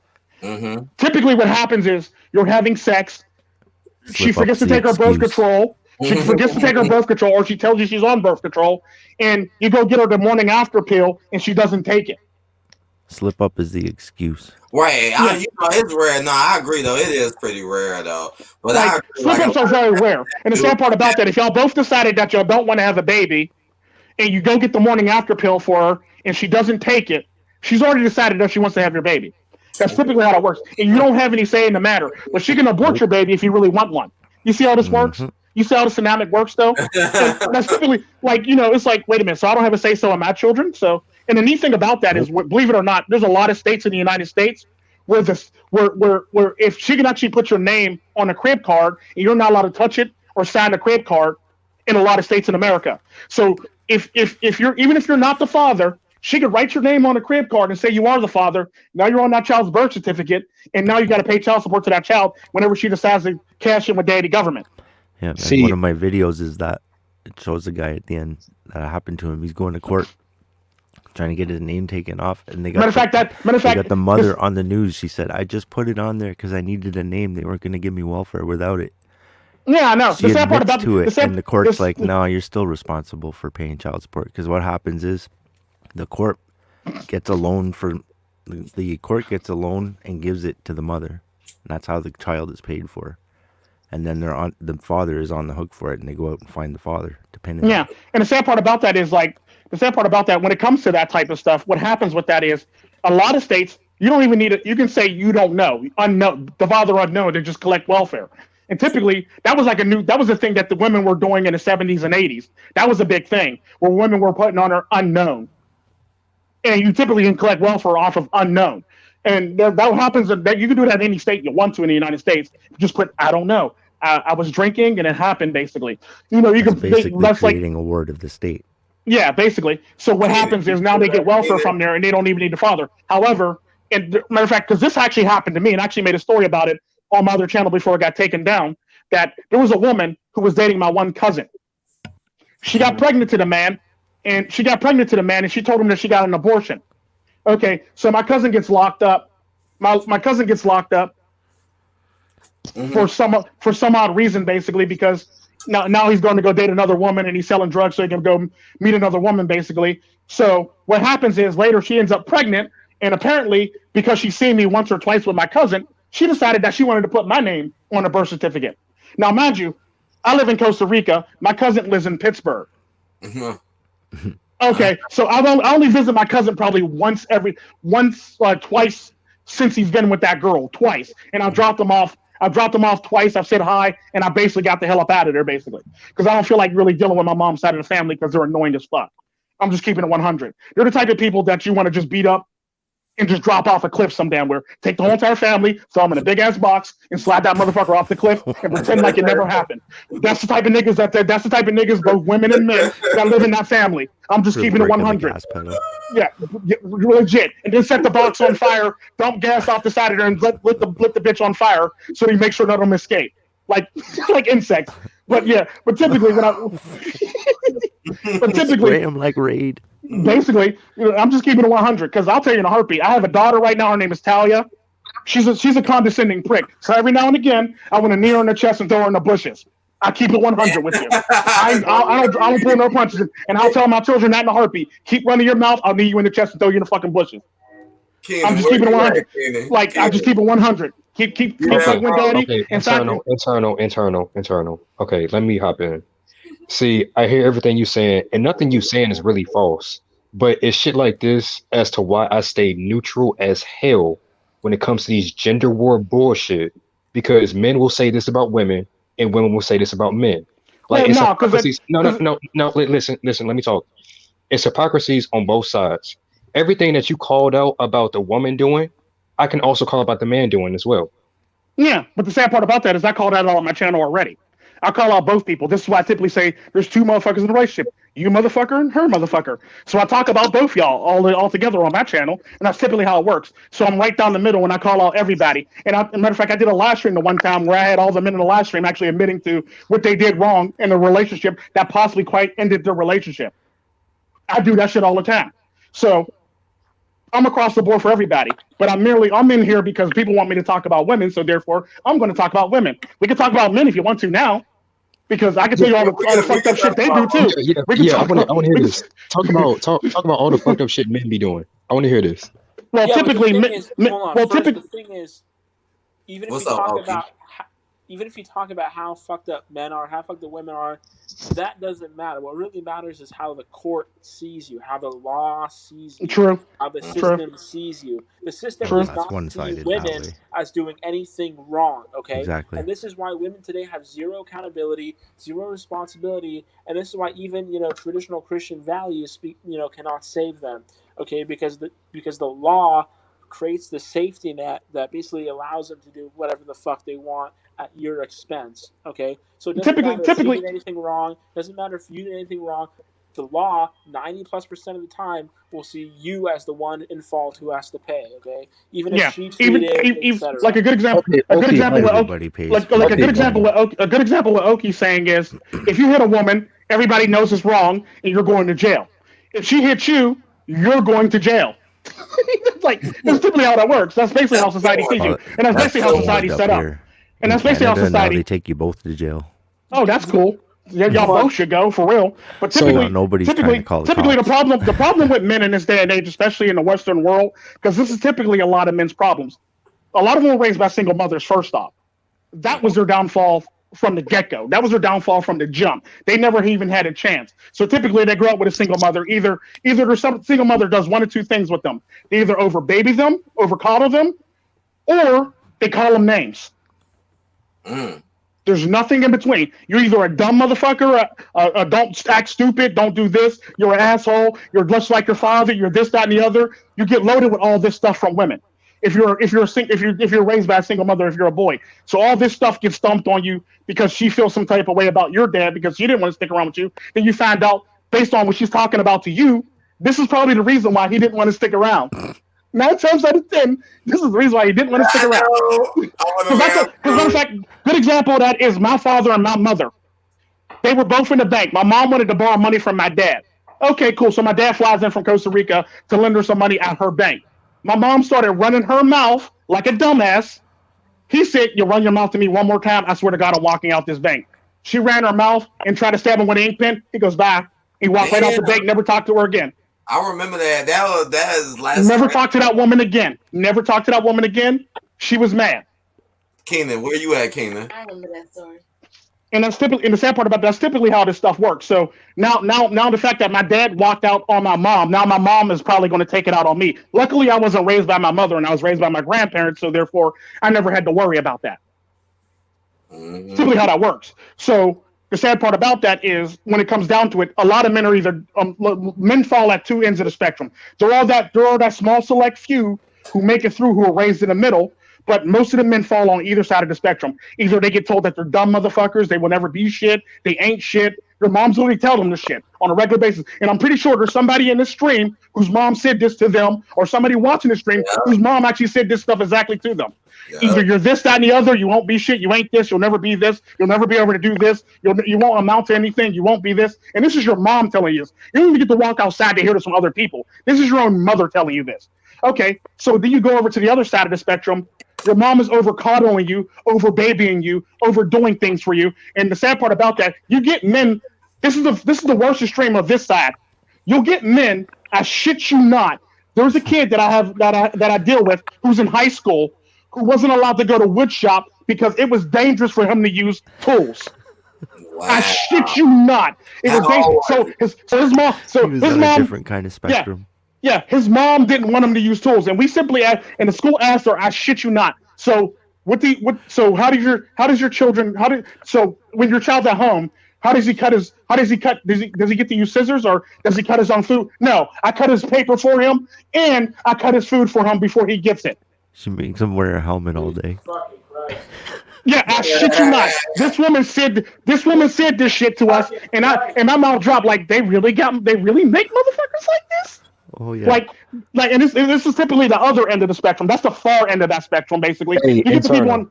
Huh? I knew a kid like that. He shit his pants one day in class. It was really fucking. Oh, matter of fact, I know a kid that can't go to the bathroom without calling his mom. What's up? Hey, Internal. It's funny that you mentioned that because that nigga Oki is over there cutting up some food right now. I was just thinking. Yeah, no. That's not food, man. He's cutting someone's fingers off. We obviously know Oki was allowed to cut his own food. All right. His mom didn't overcoddle him. By the way, Oki's actually a chef, and he's actually doing his meal prep for the rest of the week. Right. Just FYI, because he actually works out and shit like that. And he's actually a power lifter like me, so he's doing his meal prep for the rest of the week. But typically, that's the what I said right there, Keenan. That's the far end of the spectrum where mothers don't even let their children cut their own food, cross the street by themselves. Don't even let them out of their sight by themselves. They don't let them cut their. If they got a project from school, they'll cut up their project for them, and they'll use staple. Matter of fact, they'll even go as far as to staple their project together and or use glue so their child would not be hurt or harmed in any way, shape, or form. There are literally mothers who do this to their children on the far end of the spectrum. In that same spectrum, on that same side, you also have women who will, if their child has any type of adversity or is faced with any adversity, they'll literally mow down that adversity for their child. So their child is not prepared to deal with any problems in the world. They typically call those lawnmower parents. You ever heard that term? Lawnmower parents? Typically what happens with them is helicopter. No, that's not helicopter parents. That's the one that hovers over the children. You're fine. The lawnmower parent actually literally, like any adversity that their child faces, they literally mow it down like a lawnmower, mowing down the lawn, basically. So relax. Whoa, is that a whole pizza? That's like the hockey moms, the Karens. Tomatoes with chicken there. Look at me talking about that's tomato sauce. Right. Yeah, I know you got your meal prep. I seen it in one of your streams when you was talking about it. Yeah, trust me, I know about your meal preps. I know about your meal preps. That's exactly how my refrigerator looks. This is my lunch for tomorrow. Yep. You got the little. There you go. That's what's up. 6 tubs of barbecued chicken breast from last weekend. I was at Target and they had 5-pound value packs, like $1.99 a pound, with like a $5 off coupon. Oh, so nice! Like 15 pounds of chicken for like $20, and I barbecued it all. And then this. See, I don't like chicken. Chicken the last one. Well, and I'm black. Before I finish this, I don't like chicken, and I'm black. Okay, let's move on. All right, we're not moving on from that. We're not doing that. Nah, you gotta fuck up. Like I said, I was raised in Latin America. This is why I don't like chicken. I actually had chickens. We raised chickens on my thing. And typically, what happens if you raise chickens, you're probably going to eat them. So you start doing the math when you're a kid, and you realize that there's 10 chickens in a yard. Then it goes down to 7. Then it goes down to 6. Then it goes down to 5. Then it goes down to 3. Then it goes down to 2. Then all of a sudden, there's 10 more chickens in your yard. And you start doing the math over and over again. You realize there's something off about this. There's something off about this. So basically, what happens is I typically don't eat chicken for the fact that I used to raise chickens, and typically they were literally my pets. So it's one of those things where, like, I didn't know that was going on, and I didn't know that my grandma put it in front of me on a table. So typically, when I put 2 and 2 together as a kid, I was like, you know what, chicken's not for me no more. That's crazy. You really just killed Ray out there. No, lady. We got beef now. Hey, Tico, that reminds me. Like, wait, Tico, is your family like Spanish, or like you talking about your American? Hispanic I family. remember I was living when I used to live with my grandma. My next door neighbors, they were Colombians, and they were raising chickens too. But I think they ate theirs. I think they ate theirs. They definitely ate theirs. I didn't see them no more. Trust me, if they're raising it, if it ain't a dog or a cat. If it ain't a dog or a cat in Latin America and they're raising it, let it be a goat, let it be a sheep, let it be any of that shit. That's just dinner. Yeah, nigga, that's why you don't get you don't start no relationships with you don't start a relationship with your dinner. Nah. Because I didn't know that when I was a kid. That's funny. That was like because you gotta figure. Also, you also gotta take a situation too. I grew up on a farm. So typically my pets weren't cats and dogs. My pets were oxes and chickens. See, that's why you was fucking up at. You was making relationships with your pets. Well, no, because you gotta raise them. Well, no, because the sad part about that is you actually gotta go out there and feed them motherfuckers and be friendly with the motherfuckers and do all this shit with the motherfuckers, and they gotta trust you. The sad part about that, what I didn't know was I was actually being put up to actually be the one to give my chickens the false sense of security. What I didn't know was my grandmother was coming behind me and chopping chickens' heads off behind me, basically. So typically, my grandma threw me out there so the chickens could actually have somebody they can actually trust. So she can come behind me with the fucking she could come behind me with the hatchet, basically, and start chopping heads off, basically. That's typically how it worked. And my granddad just sat there and watched. My granddad just sat there and watched. Like that with bunnies. I see hot sauce. That's simply how it works. So the sad part about that is I grew up that chickens were my pets, and I was told that they were my pets.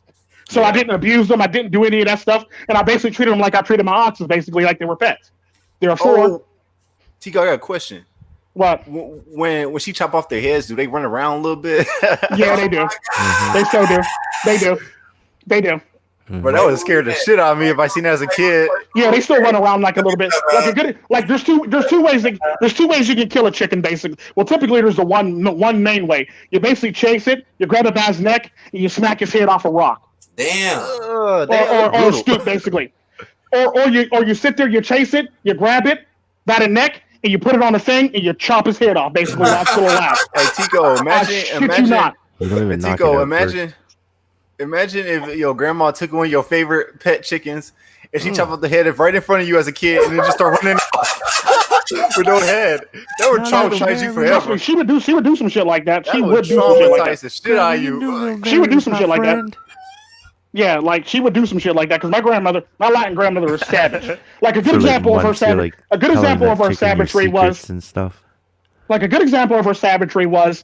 Matter of fact, I told these two stories before. One involved my black ass, like a dumbass that I was, and the other one involved my uncle, who was a big ass dude. Now, imagine my grandma was probably all of what, like 5'7". My uncle's what, like 6'5", about 270 pounds, basically. Yeah, so giant. So what happens is my grandmother, my uncle basically runs his mouth to my grandmother. So what happens is, I shit you not, y'all ever see WWE? Yeah. Y'all know what the loose ass press is? Yeah. When you run up on somebody, you basically tackle them with your arms or legs around them, and you just punch them in the face repeatedly. My little ass grandma literally ran up on that nigga in some stilettos, jumped on his little ass pressed his ass, punched him before he hit the ground, kept punching him while he's on the ground, grabbed him by his neck, drug him around. She literally drug him around the coffee table in a figure eight. Now, mind you, I'm sitting on the couch as she's dragging this man around the table by his neck. Every single time she came in front of me, now picture my little ass picking up my feet every time she came around the table with his ass. So every single time she came around the table with his big ass, I'm sitting there picking my feet up trying to watch cartoons. So just imagine little kids just picking his feet up as his uncle's getting drugged around the table. Like every single time he came around, I would pick my feet up just so she could make it through. And the sad part about that, my granddad said, "Stop it, woman! You're going to kill that boy." And my big ass uncle literally cowered in the corner, shaking and shit after she did that to him. Now, mind you, she's only what, like 100? I would say she's all about 130 odd pounds, and she drugged this big ass man around the table like he wasn't shit.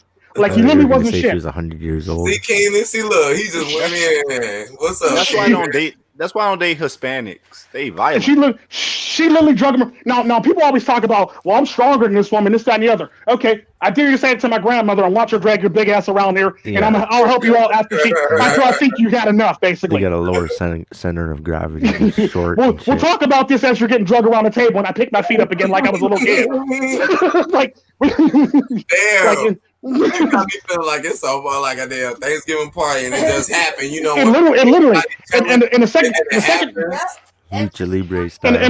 second incident that happened with my grandmother, these are the only ones I got to see. But apparently, there's more that I didn't get to see because my grandma was savage as hell. So I remember the one day I came home from school and I was kind of feeling myself. I was very cocky that day. I was like, you know what? I don't care if anybody say something. I'm gonna talk shit all day, and ain't nobody gonna say shit to me. This and the other. Wrong mistake. Walked my black ass in the door. My grandma said hi. I didn't say anything to her. She goes, "Excuse me." I said hi. I go, "Yeah, whatever." This woman ran up on me real quick, stood up on the couch, grabbed me this close. We were so close together. Our lips were damn near touching. She said, "I swear to God, if you ever talk to me like that again, I will slap the black off your skin to the floor, and I will slap the big ass back into the black on that floor." Do you understand me? Because I seen her drag my big ass uncle around, I believe that she can actually do that shit. So I didn't even fuck with her the rest of the time. I said, "I'm sorry." You damn right. I don't know how scientifically she was going to be able to pull that off, but I thought I knew in the back of my mind because after watching her drag my big ass grand uncle around, she can probably do it. Hey, but yo, Tico, damn, I keep zooming into this nigga. Hey, Tico, it's funny. It's funny what he doing. Hey, but Tico, you know how? Well, I was just listening because apparently I talk too much. But I was listening when you was talking about the red flags when it comes to females and shit, and that's exactly what I be saying. But these niggas have double standards. Like they be saying I blame it all on the man. But look, I'm saying if you with the bitch for as long as you ignore these red flags. This is why we was about to get into talking about the men. Now, men fall for two things basically. Now, men are just as stupid as women when it comes to relationships. Now, women are the gatekeepers of sex. Men are the gatekeepers to relationships. So if she lets you have sex, she basically you didn't get to have sex with her. She let you have sex with her. If you're in a relationship with him, he lets you be in a relationship with him. This is typically how this shit works. This is what the trade-off is. Typically with men is you'll get a bunch of men who instead of finding the right woman, they pay attention to ass and tits. Ass and tits. Ass and tits. Ass and tits. Ass and tits. All in their face. The sad part about that is it don't matter where they are. They could be at the coffee shop. Ass and tits. Ass and tits. Ass and tits. They could be at school. Same fucking thing. The sad part about that is the girl that they actually need in their life is probably sitting over there with the fucking glasses on doing some actual studying. You got this goofy bitch in front of you talking about ass and tits. Ass and tits. So now you're mesmerized by her hips and her ass, her hips and her tits, basically shaking in your fucking face like she's Chiquita Banana, basically. Hey, but so that's basically how it works. Hey, Tico, I got 2 questions though. Okay, how long do you think it takes to realize the red flags of a woman? Like when you're dating her, how long do you think it takes to realize those? Like how long would you say you should start noticing? Women, the irony to that is women actually had it a lot better than men. That's actually that's the honest to God. But how long? Just how long? I'm not asking who do it longer. I'm just asking how long. On average, you typically start seeing this is minimum. This is very minimum. You may not see it, so don't be sitting there looking at your woman like, see, Tico told me about this bitch. Don't be doing that shit. Don't be doing that shit because you might be making a big ass mistake. You gotta wait. Typically, the least amount of time that it takes for a woman to actually start showing red flags is typically about 6 weeks. 6 weeks minimum. Damn, you longer than that's more generous than me. I mean, I'm more generous than that. I said like a couple months. Well, no, but the sad part here's the thing though. Men are too busy paying attention to ass and tits, so therefore they missed that 6 week mark. How long that brings me to my second question though. To go to your mom with that girl. That's about how long it would take because your mom, once you introduce her, she's gonna see those flags right away. She's gonna see those flags exactly because your mom and your dad's gonna see those flags. Or your the best person to take a girl around is your grandmother because 9 times out of 10, your grandmother got no morals, she got no qualms with hurting a bitch's feelings, basically. So first person you want the first thing that brings me to my next question though. Okay, so you said you should know in about 6 weeks, or I said 1 or 2 months. Yeah. Well, no, 6 weeks. The reason why it's 6 weeks because that's almost 2 months anyway. But let me get to my next almost 2 months anyway. But the sad part about that's when you're starting to sniff it out. By the way, that's not. Let me get to my question before we go on. But there's a problem with that. Only underscore. Like I said, what you're saying is true. However, at about 6 weeks, typically she starts letting down her guard and she starts getting more comfortable with your ass. Typically what happens is because you're a guy and you're mesmerized by her ass and tits and her hips and her waist and how good that pussy might feel, you typically ignore those 6 weeks. Yeah, it's true. I completely agree with that. I'm not denying any of that stuff, right? But my thing is, so if you realize that it shouldn't take that long to start realizing those red flags. You know she's the one or not. Now, who do you blame if you end up marrying this bitch, having some kids with this bitch, and ended up on child support with this bitch? If you should know those flags, it's the man's fault, basically. That's what exactly. That's still the man's fault. Because a good example I was talking about was the Bridezilla thing. Remember I was talking about the Bridezilla thing? Now, if she start acting like that right then and there when y'all talk about getting married, it's time to 86 her. She's gone. Because it's not going to get worse. It's not going to get any better. It's not going to get any better. It's going to get and worse. That's basically her. That's her letting you know how your rest of your life is going to be with her. That's typically how that works. Because the sad part about that is, me personally, that happy wife, happy life shit, I don't buy that. If you both ain't happy in a relationship, you don't need to be in that relationship. That's typically how I talk about that. You don't go into making somebody happy That's somebody else's job. That's her job. That's her self-esteem that she got to work on. That's And some nobody should psychological be shit. going in I That's trying some 100% to agree do with psychological. that. There's some psychological shit you need to go lay on somebody's couch for to sort out. Basically, I you don't need to 100% make her agree. happy. She got to make herself happy. If she's not happy, you don't need to be in a relationship with her. If you got to be her court jester, you don't need to be in a relationship with her. If she can't reciprocate that same thing for you when you're having a bad day, you don't need to be in a relationship with her. A good example that we always talk about in the red pill community when it comes to women is test a nice ways to test her to see if she shows some red flags is ask her if she's a feminist. That's a good question. If she says yes to feminism, she's a feminist.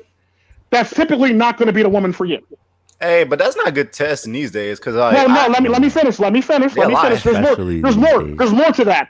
Now, another good example of that is, remember y'all ever see A Bronx Tale? I need to watch. I seen clips.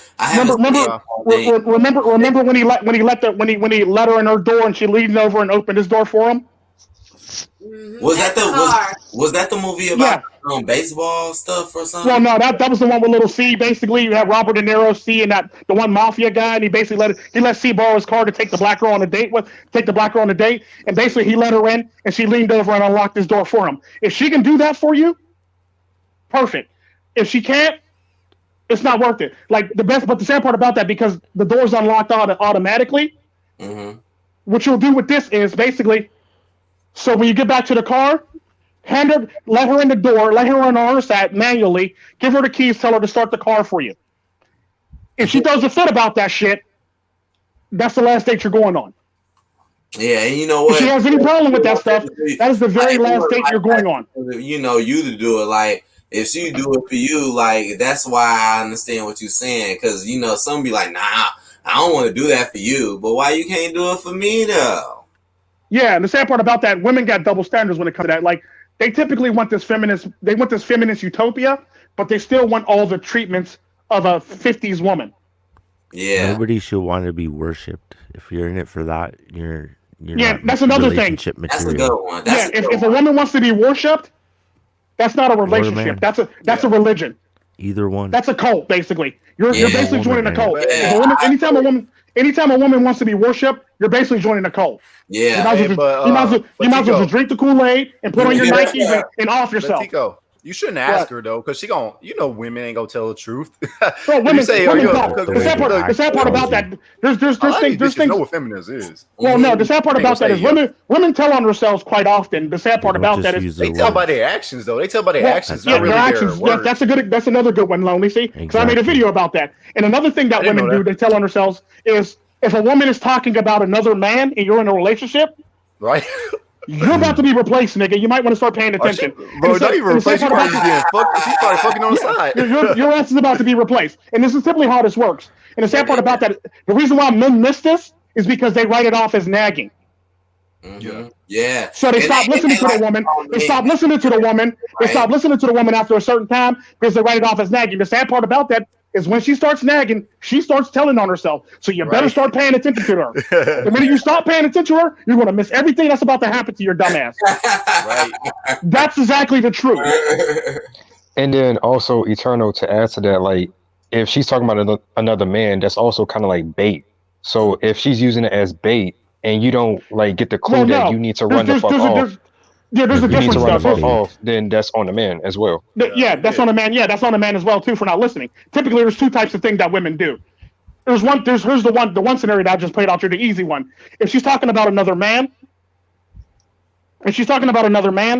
typically what's happening with that is 9 times out of 10, like this is just the regular scenario. If she's talking about another man, she's basically trying to make you jealous. And if a woman wants to make you jealous, that's not the type of woman you need to be in a relationship with. Any chick giving you a shit test is that's not the type of woman you want to be in a relationship with. Another example of that is if she can't be honest with you, but you have to be honest with her, or you can't see her phone, but she can see your phone, that's a problem. That's a red flag and a half. If she gets to see your phone, but you don't get to see her phone. That's more shit. You might want to get rid of her. Yeah. That's simply what I'm saying. But the downside to that is, like we were talking about the whole entire thing. If your woman is interested in a certain thing, let's just say your woman is interested in like Desperate Housewives and makeup tutorials. If this heifer comes home talking about astrophysicists Your ass is about to get left for astrophysicist. That wasn't it. Her friends don't talk. Her friends don't talk about shit like that. Her mom don't talk about shit like that. Her dad don't talk about shit like that. You don't talk about shit like that because before it was uninterested to her. Now this man over here is talking about shit like this, and you just ask her, "Oh, that's nice. Who'd you hear that from?" "Oh, I can't remember her name." She's lying. She knows exactly who she knows exactly where she heard that from because she paid that much attention to learn about astrophysics from another man. You're about to be. But in other words, your ass is about to be left for Neil deGrasse Tyson or somebody that look like that nigga. Oh my Hey Tico, I ain't gonna cap. That actually happened to me before. Oh, good Lord. Yeah, actually. How you know all this shit? You be going through some shit, huh? No, I'm just a psychologist. I got years of this shit with people on my damn couch. I feel like it's both. I feel like you have years of psychology. You also went through it as well. Well, no, I never actually went through it. I actually had all good relationships, and I'm actually the only person. I think I'm besides MoneyAD, and I think Lonely Underscore, because unless he got into a new one or he's not in another one again, I'm like one of the only people one of the few people on this panel that's actually in an actual relationship, and I've been in this relationship for about 12 going on 13 years now. And we've been together, and we've always been together, and I never had a bad relationship. I think I even talk about this. The worst relationship I ever had was I dated an Asian girl, and she wanted to move back home, and I just didn't have the courage to move back home. Move back with her. Now, I've been to her city. I've been around. I met her parents. They love me, stuff like that. But my black ass just didn't have the courage to move. That is the worst relationship I've ever been in.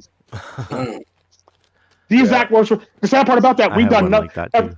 Yeah, the sad part about that, nothing ever happened wrong. She used to tease, and she was funny. Like she literally used to do the little Asian voice in the middle of the noodle shop that we used to eat at every now and again for lunch. This is a Japanese noodle shop. This little Asian walks up to me. "You're not like me because I'm Asian." Now I'm looking around because I'm looking to get my ass whooped by all the Chinese people and Asian people. I'm trying to see where all the kicks are going to be coming from because she's trying to embarrass me in public. Now, and the sad part about that, she was just cute like that, and that's exactly how she was. And she was very cute, and I loved her dearly. But the sad part about that, though, is like I said, I just didn't have the courage to move back to her country with her, and this is why that's the worst relationship I've ever been in. Other than that, I've never been in a bad breakup. I've never been in a bad relationship. Everybody around me that I know in my personal life is pretty much in successful relationships, with the exception of my one friend who gets a side chick, who gets another side chick. Everybody I know in my life has basically been in a successful relationship. All right, so Eternal, let me ask this. What are some of the flaws that you have as a person? I've actually talked about this too in the video. I'm a very because I come from Central America and I was a criminal, I'm a very emotionally unavailable person. So I don't care about emotion. Like I throw all emotion out the door, and I basically have, because I was a criminal, I basically have a on-off switch when it comes to crime. Basically, like if a crime happens, I don't see shit, I don't know shit, and I ain't hear shit. And the sad part about that, legit. I'm fucking weak. But that's just hood logic. That's just hood logic. Legit. Like the sad part about that, like shit. I'm the type of person. I'm so trained. I can actually commit a crime today, and if you put me on a lie detector test tomorrow, I can wipe my memory clean of that crime, and I will pass a lie detector test. But Tico, you really think that's because like I trained myself to not have any like emotions. I don't really think that's a weakness. I think that's a strength for a man at least. Well, no, that's the sad part about that is what you're missing is in a relationship that is a weakness. I just look at the from a logical standpoint because emotions could blind you. I think overall, emotions can blind you, but in a relationship, it's supposed to be mutual. You see what I'm saying, Lonely? No, Tico, that's what I always say though. I for a reason. But I say you should love the woman, but you shouldn't be in love with the woman. There's a big difference. That's different. That doesn't make sense to you, Ken? It kind of sort of doesn't make sense in a way for the fact that one comes before the other. Yeah, one definitely does come before the other, though. But the sad part about that is the falling in love part. That's the puppy love part. But when you actually love the person, that's a deeper thing. No, I don't even fall in love. Then after those, basically here it goes. Basically, what he said is the puppy love. Yes, that's first stage. It's like lust. What's wrong with the chicken? He looks so sad. Puppy love is the first stage that you'll get into. Okay, cool. Second stage is falling in love. Third stage is basically what my grandmother said. You wake up every day and you choose to love that person. And you want to bang them again. Yeah, you basically like after a while in a relationship, because all that shit wears off. All that shit is nothing but new feeling. It's basically like buying a new car. Eventually, your new car wears off, and you got to start getting used to not having a new car smell anymore. It's simply how that works. Basically, when you get to a decent part of your relationship, you done heard every single thing that the motherfucker could say to you. She done heard every single thing that you could say to her. You don't pretty much know. You damn near know everything about each other to a certain extent. And now this is where the problems in a relationship start happening. You better watch the same TV show, and you better agree with what she thinks about that show. Because now what's happening in that relationship is, what happened is, this is where a lot of men fuck up. Is she just officially changed your ass. Your ass is now her. You're basically a male version of your wife, basically now in that relationship. Right. It's simply how that works. But if you manage to keep your own personality like my granddad did, you basically wake up every day choosing to love the person that you're sleeping next to, and continue to love the person and be faithful to the person you love laying next to. Because the sad part about that, cheating is not an accident. Cheating is a decision. Mm-hmm. I don't give a damn who does it. I don't give a damn if it's a woman. Talk about blaming on alcohol, because that's what typically women do. Women will blame it on alcohol, or they'll blame it on their own husband. Because this is typically how women get. If a woman cheats, the alcohol did it, and if that doesn't work, it's your fault because you don't spend time with me, or this, that, and the other. So it's your fault. And the sad part about that is, you wanted me to work these hours so we could buy this house, and now you're upset by this. Why? So, like, her logic is thrown out the window if you actually walk through it logically and don't get emotional about, like, oh my God, I did mess up. No, she fucked up because now she got you out there working 70 hours a week to buy her this new house, basically, in this new car. And the sad part about that is, if you keep doing that, this is what happens in a relationship is she'll basically use that as an excuse. Well, the reason why I cheated on you is because you don't spend time with me. You wanted a new house, lady. You can't put this on me. This is just as much your fault as it is my fault. You wanted this new car. You wanted this new house. Work the extra hours so they can bang someone else. Yeah, true story. There's a lot of women that'll do that shit. Like there's a lot of women who this is like a good example of that is if you're in the military, you get deployed. If you're in the military, you get deployed. If you're in the military, you get deployed. Her ass is banging somebody else on the base, or not on the base, basically. And that happens all the time. There's no military wife that is faithful. Military wives are 100% unfaithful. They put a tide box in their front window. And the sad part about, I'm gonna do this too. I'm gonna even say sports team wives. They get tired of their husbands being home because now they can't do their little secret things on the side. Because before, when their husbands are on the road, they can sneak off, go hang with people, mingle with people, and have sex with anybody they want. Now that their husbands are home and they retire, now they have a problem with it, and now they can't go sneak off and do the shit. Because typically a lot of sports wives... Those same husbands do the same shit. Yeah, it doesn't matter though. But the sad part about that, but the sad part about that is, you look, I look at it like this. If you marry that person, you chose to be. It's basically like if you chose to be. Basically, that woman. What you're trying to actually argue is that the husbands do the same thing. Again, if the wife chose to be in that relationship and she knows he does this shit and she knows that's how she met him, 9 times out of 10, he's going to meet another girl like that. So it's her fault for choosing that relationship. Yes, I'm just going back. That was hilarious. Holy shit! Yeah. Hold up for one second. I didn't know 7 people could get on. I thought it was going to be 6. I thought it was going to be 6 people. Yeah, we said. Well, no, I have 10 on mines all the time.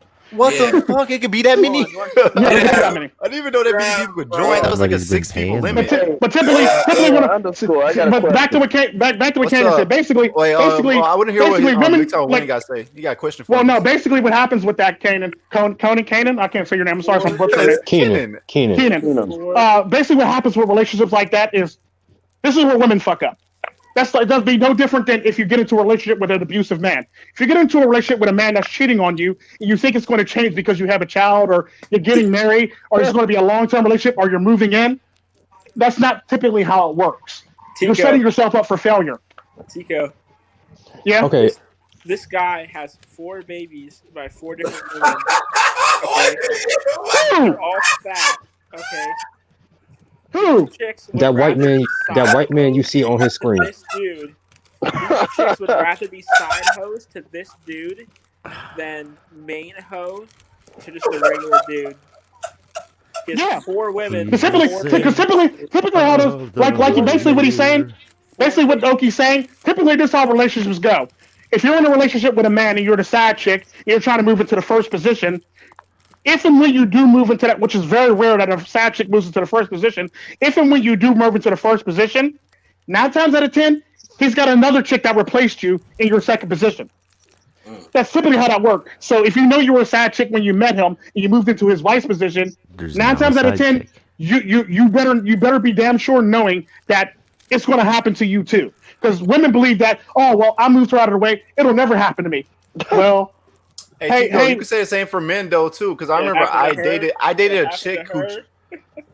That's typically where women fuck up in relationships. Go ahead. I dated a chick. Actually, one of my first girlfriends. She actually cheated on her boyfriend with me, and I dated her, and she ended up cheating on me. And there you go. See, it's the same cycle over and over again. Once a cheater, always a cheater. Once an addict, always an addict. Once an alcoholic, always an alcoholic.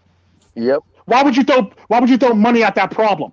Right. If the person's not willing to, if the person's not, because the sad part about that, at the end of the day, when it comes to, when the sad part about that, when it comes to these people, if they're not willing to admit that they got this problem and work on it, then it'll never fix itself, and it'll never work itself out, and you'll always will be in that mess in the first damn place. So the sad part about that, when it comes to women who do this, even men like Lonely Underscore here, unfortunately, I have to say that. you chose to be in this mess. Bro, I was like 17. And this is typically, I know, but the sad part about that, you chose to be in this mess. You thought you were the shit. Then you found out there's somebody else on the side that was the shit. That's typically how that works. I made a song. I was like, "Yo, fucking your bitch." They come to find out somebody fucking your bitch.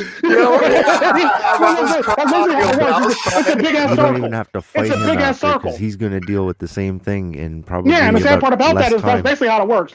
It's a big ass cycle. It's a big ass cycle when it comes to both sexes, basically. But the sad part about that, at the end of the day, you have to realize as a man and a woman, if you get into a relationship with a person who you are the side chick or the side piece for, 9 times out of 10, or if you move into that first position, there's somebody behind you waiting to get in the game like a bench warmer to take your fucking spot. Right. That's how that works. Look at it this way. You don't fight the motherfucker. Look, especially if you're not married and got kids by the bitch. You walk in that bedroom. You don't come in there, don't shoot them, don't fight them, don't stab them. Say, you know what? You go ahead, y'all go ahead and finish up. Hey, when you come down there, I got a beer for you. You just saved me a whole bunch of. You just saved me a whole bunch of time and some energy, and it's like, you know what? Thank you. You go have fun. Go ahead, finish up. I'll be there. Like I said, and like when you come down, just get you a beer, call you an Uber after done. We'll play a couple rounds of fucking Madden or goddamn Need for Speed. You damn right. Because like I said, and everybody in here knows this about me. Anytime I date a woman, I got Samsonite luggage with her name on it in the closet. Yep. Monica down the side of it with her name on the closet. This nigga watching Mari? I don't. Probably go watching Mari and shit. The minute a woman decides that she don't want to be with me no more, or she decides that she wants to do something brand new or different, I literally pull all 6 pieces of that luggage out the closet and tell her bye. Have a good day. Hey, where do you find that goddamn that luggage thing? Oh, I get it online. Because you can get a monikered online too, with their name on it and everything. That way they feel like they've been on a game show. If I find out she's cheating on me, I get up off her couch and I go home. Why do y'all ever wonder why niggas be getting mad at the dude she's cheating on him with? Like, no, the dude didn't know most of the time. I don't understand that concept. No, there's a problem with that, Lonely Underscore. Now the problem is, now if you actually know the person and they know you, and she's cheating on you with this person that you know, okay, cool. Feel free to get mad at everybody. Now she's cheating on you with another man, and you don't know that nigga, and he don't know nothing about you, but she's telling him stuff about you. Because this is typically what women do. When women are cheating, before a woman cheats on you, she merely tells the next man what you suck at, how you are in bed, how small your dick is. She basically talks shit on you, basically, leading up to her actually cheating on you. The sad part about that is if you catch it in text messages, you can pretty much nip it in the butt and kick her out before she's able to do it. That way she can't really monkey branch, or she's stuck in the middle of the branch, basically, swinging in the wind. That's simply how you want to catch it, basically. You basically don't want her to be able to monkey branch and be able to catch you while you're done. Because the sad part about that is, no matter how you cut it, women like to see men down and out when they leave them. Because they like to know that they're doing better than that man in their next relationship. Yeah. That's just facts.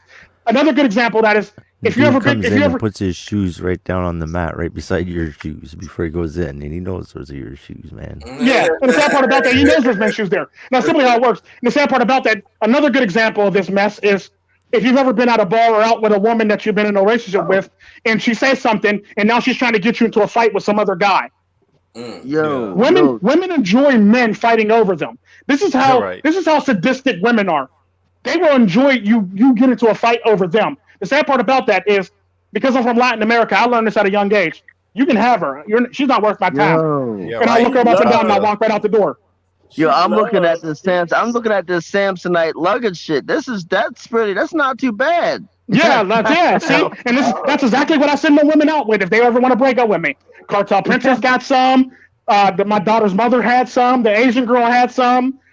Mina, before she passed away, had some. Everybody had some. About? Samsonite luggage. That's typically what I said. Yeah, basically, if a woman, it's basically luggage. Basically, it's a parting. I call it a parting gift from a relationship. Basically, that lets you know that I'm actually done with you and I'm over you. Basically, the minute you can open up my cupboard, and you can actually see Samsonite luggage with your name on it. Just know, as a woman, if you open up my cupboard and you see Samsonite luggage with your name on it, I'm ready for your ass to mess up in this relationship, so I can put your ass out with that luggage. That luggage right there, that 6-piece luggage, that lovely 6-piece luggage, is going with you whenever you're ready to go. And that's simply how it works. Fuck yeah! You damn right. Yeah, that was my shit. That stuff looks pretty good. Yeah, I'm that savage. I'm that savage when it comes to relationship, because I'm not willing to deal with bullshit, and I'm not willing to deal with lies, and I'm not willing to actually hear, oh well, it was an accident. Okay, yeah, it's an accident. Take your luggage with you. Bye. I accidentally fell on his dick. Okay, accidentally take this luggage with you. Or you weren't home with me long enough, so I cheated on you. Okay, I made you to cheat with this Samsonite luggage with you. Bye. And that's simply how I feel about it, because I'm done with you. The minute you can fuck up on me, I'm done. Call your man, tell him to come get you. Oh shit! Nice. The sad part about that is my pack game is on point. So if you have clothes at my house, just know I'm putting it in boxes and I'm putting it out on the porch with your Samsonite luggage. It's all in military. I'm putting it all in your Samsonite luggage, and I'm putting it out on the porch. That's so much shit. I sound like a lot of trouble though. Like I don't even let a bitch move in with me until like I'm saying though.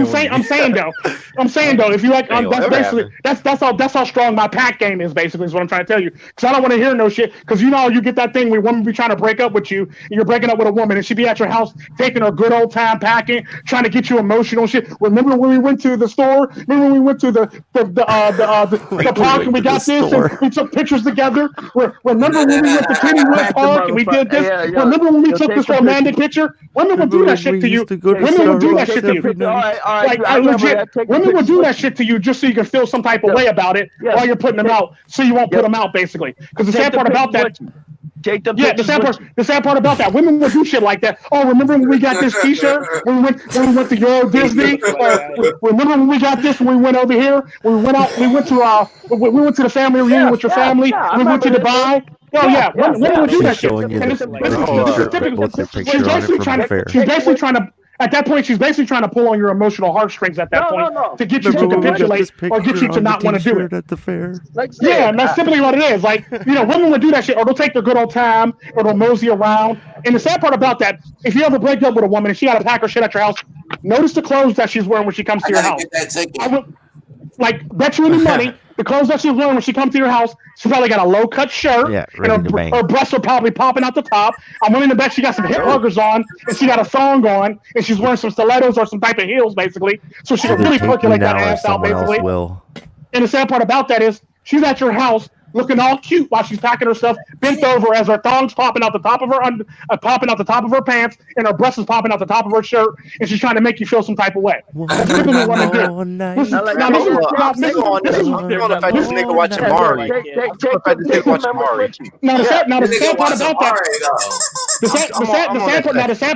The sad part about that is when this all happens, this is typically why my pack game's on point. I'm packing all your shit, putting in the Samsonite luggage.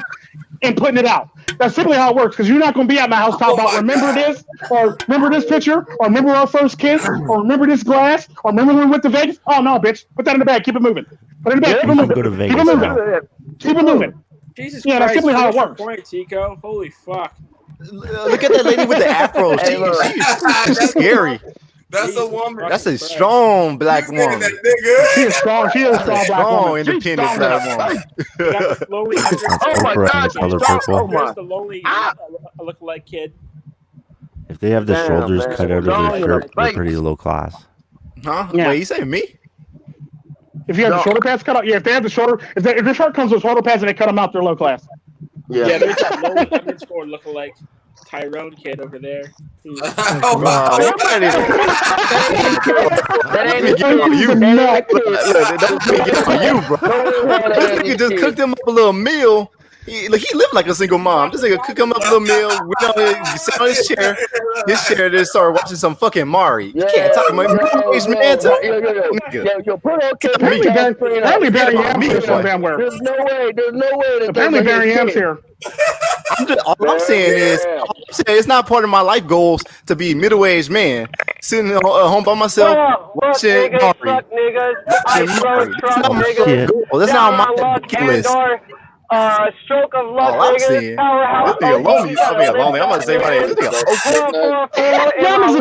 nigga. I can't believe Barry was here. Working every day because you've been furloughed, nigga. You gotta hurt those niggas to crack the midtown whip while you burnt flow niggas. Bro, who the fuck is talking like that? That's Barry. That's Yam. This nigga crazy. What the fuck? He just came in with a mental breakdown on this bitch. Who wants to smoke? Let's blow. Somebody say, I dare somebody to say some shit We right get now. up in the spot. Some shit. Hey, This nigga opened up balls to talk about me. Some shit. Hey, Baron. Some shit. I heard a lot of bird chesting poking out in the stream, so I had to come drop my anaconda in the stream. He's a sick individual.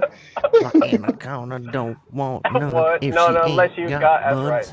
Keenan, I heard nigga Okie try to grow some balls. He's trying to say something to Baron Yam. I heard. Oh, what's up, Okie? What's up, Okie? What I hear? No, Keenan said something to you, not Okie. Yeah, this nigga better be quiet. Go watch his Mari. Shit, gonna try to get on me. Then Yam's ass come and roasting every damn body and shit like he tough and shit. He gonna make me fly to Irvine and body slam his ass in the middle of the woods. You Barry Yan can't even come to your own damn stream on time. Shoot. He gonna make me fly to Irvine and suplex him in his. He gonna make me fly to Irvine and suplex him in the OC pool. Man, yeah. When you gonna drop something, bro? Yeah, you ain't got no room to talk, damn. You can't even come to your own damn stream on time. All I hear is bitch talk. I had to take this place. I had to take your place, Yam. Is that a VR tuber that I hear in the distance? Oh, damn! No, he didn't. Is that taking your place on Baron and Sadis? Okay.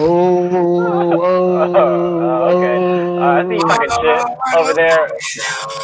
I see you talking shit all the way up there. Coming swinging for the gates. It don't take much convincing to get a California load. Yeah, you come. I just noticed out there. I'll show you the OC life. America the villain here. Damn, Okie. I'll show you that. Okie, I swear you didn't. Okie, if you don't lay off of me, if you don't start laying off of me, I'm gonna be mean to your ass. I'm gonna make you cry. He's gonna be mean to your ass. Cause look How can you be mean to Okie? Okie's used to it. Trust me, Okie's used to it. I'm always mean to Okie. I'm always mean to Okie. Eating a vegetable omelet. You know Okie. Oh my God! Who the fuck does that shit? No, roast the motherfuckers and shit. Somebody ate his live stream at that too. Who's eating a vegetable omelet? Who the fuck's eating a vegetable omelet? That actually sounds good right now. Don't ever mention a vegetable omelet around me. They good. Don't ever. Why? Why? Because The it's called the veggie omelet MRE. That's the worst fucking MRE to ever have. The sad part about that, he's not making an MRE. He's actually making an actual omelet. So Yeah, I'm gonna what need the you to fuck you keep. talking I'm gonna about? need you. Dwayne, I'm gonna need you to check your PTSD privilege at the door. Hey, look, Oh, you no, guys not always that. just step your game up. I'm about to leave this stream. I'm about to leave this bug ass stream. I'm out. Oh damn, this stream is long. I haven't known it's 2 hours. How long have I been in here? All right, look, y'all. We got Hey, Long 80, stream, yeah, 80. but man, I've been on stream for. I've been on the stream basically. What time do you start? Sleep. 80, I got one question. Yeah, I got 2 hours and 30 minutes. 2 hours Oh and 20 something no, minutes ago. shit, Tico. No, shit. 10 o'clock Eastern. Hey, Miles. 10 o'clock, yeah. 10 o'clock Eastern. All right. Now 80, it's I time got. for me to get on this here grind here so that I can make a couple extra bucks. What's All up? Oh shit, I hear that win. 80, I got one question. What's the question? Who the fuck was that nigga? What nigga? The nigga that was just on that shit. Barry. Barry Yam. Who the fuck is that nigga? Oh man. He another young nigga like us. Yeah, he cool. Yeah. He cool. I like Baron, yeah. I know you like Daryl. I know you don't really know. He's simple as hell. He's simple as hell. He was trolling himself tonight. I'm a body slam his punk ass in his rich ass neighbor's house. Bring him back. I'm gonna go smackdown on his ass in his rich ass neighbor's house. I'm gonna record. I'm gonna live stream it while I'm beating his ass in his neighbor's house. Like it's WWE. Wow. He hit him with a steel chair. He hit him with the cake. He smacked his head in the refrigerator. He slammed him on the counter. Right? I'm gonna tear his ass up when I see his ass. I gotta get. I mean, whoa. I gotta get on the road and freaking damn. I'm only 3 hours away, and the damn place don't open till 6. I want to at least get there at 4 or 5. Oh hell no. All right. Yeah, good luck.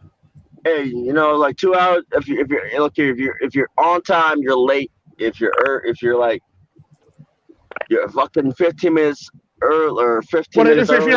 If you're late, if you're early, you're on time. If you're on time, you're late. If you're late, don't bother showing up at all. Nah, see, that doesn't apply to me because I operate on CP time. So you can go ahead and deal with that shit. I at least want to find. I want this money. I want a perfect balance between. I'm gonna get offloaded in a timely manner, and I can get ready to pick up my next load because I'm only like 2-3 hours away. Mm-hmm. And this is the perfect time to move because there's nobody on the fucking road. Yeah. So he's about to get there early as hell just so he could chill. Pretty much.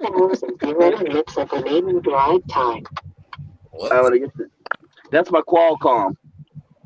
I got like 36 hours and 5 minutes left on my goddamn 70-hour clock. I'm gonna. You need to get your ass in gear. FYI, for those of you who don't know, he's a trucker.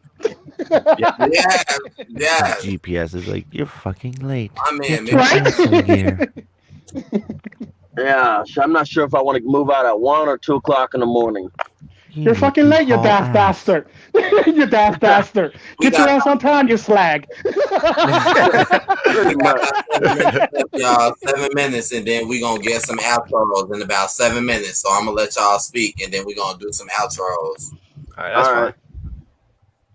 And to be honest, being a trucker, that's like one of the most MGTOW jobs there is. Only thing in this truck in this goddamn cab is me and my dog. I seen that dog. I love that dog. Y'all should make Milo's great till he's whooping. Till Milo's whooping his ass. Milo's great up until then. Y'all should have Oki Cat do a Pokemon battle with Wynn's dog. Who gonna win? They'll probably end up getting along anyway. I don't know. I've seen Oki's cat whoop Oki's ass in his live stream, so I don't know.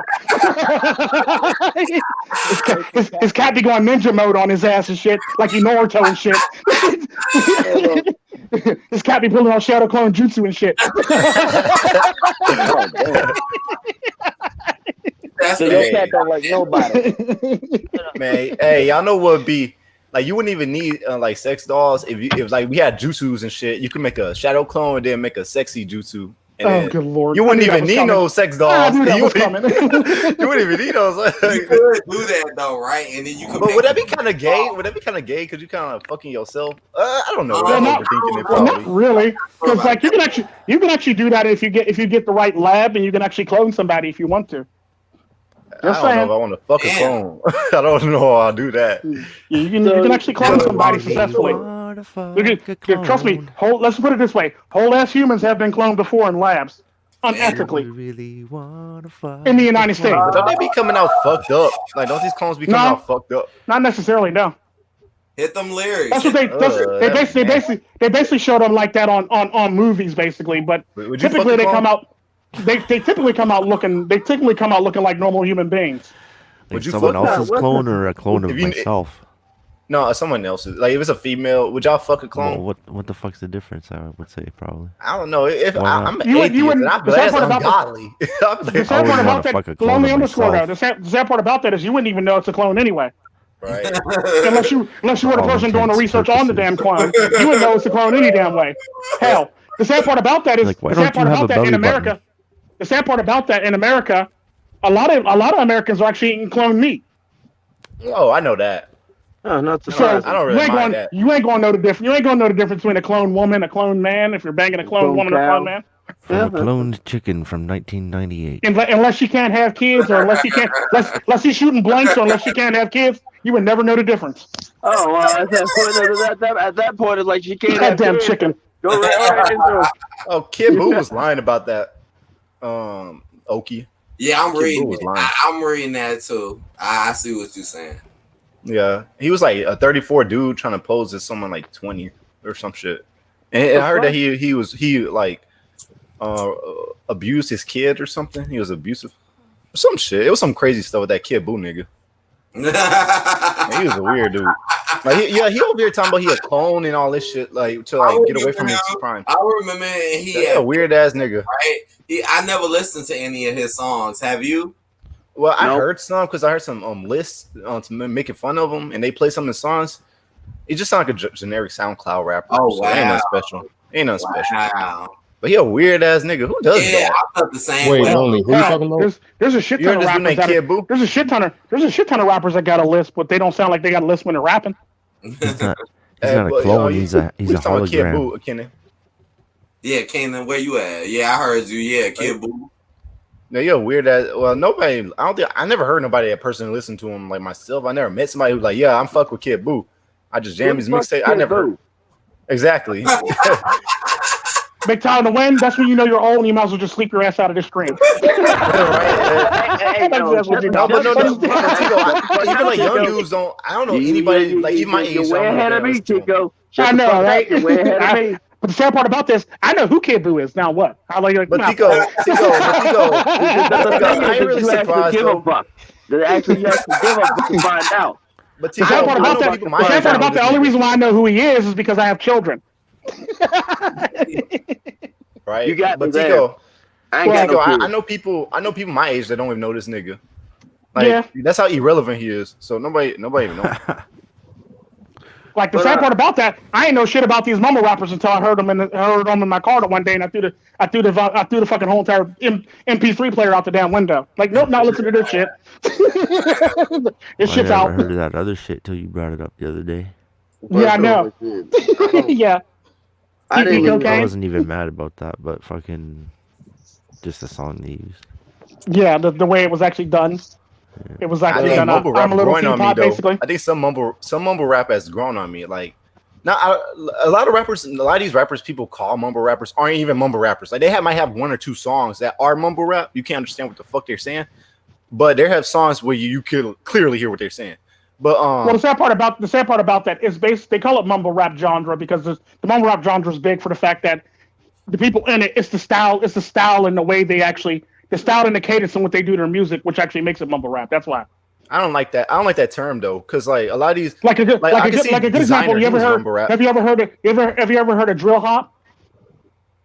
Yeah, it did like the Chicago shit. That Chicago shit. Deadpan. It's a deadpan. It's a dead. It's just called drill. They basically rap It's with just a called drill. It's not called drill hop. It's just called drill. It's just drill. Well, the mainstream calls it drill hop though. The mainstream just call it drill. It's called drill. Well, no, the studios, drill hop. Trust me, the studios refer to it as drill hop. You show your age now. I never heard nobody say drill hop. No, trust me. No, the actual studios refer to it as drill hop. Well, you might be That's what we call it. I never heard nobody when say they put it that. out there, when they actually put it out there, all the record labels they refer to it as drill hop. Now in Chicago, that's what they refer to it as drill. Yeah, AD, you from Chicago. Y'all niggas call that shit drill. Yeah, they call it drill. Yeah, they call it drill, but when you actually start trying to market it, it's called drill hop. Hey, gents, I'm gonna go ahead and sleep my simple old ass out the stream. Yeah. We get up out of here. We finna get them outros. We are. Yeah. I'm finna, you know. I actually like drill. I actually like drill though. Yeah.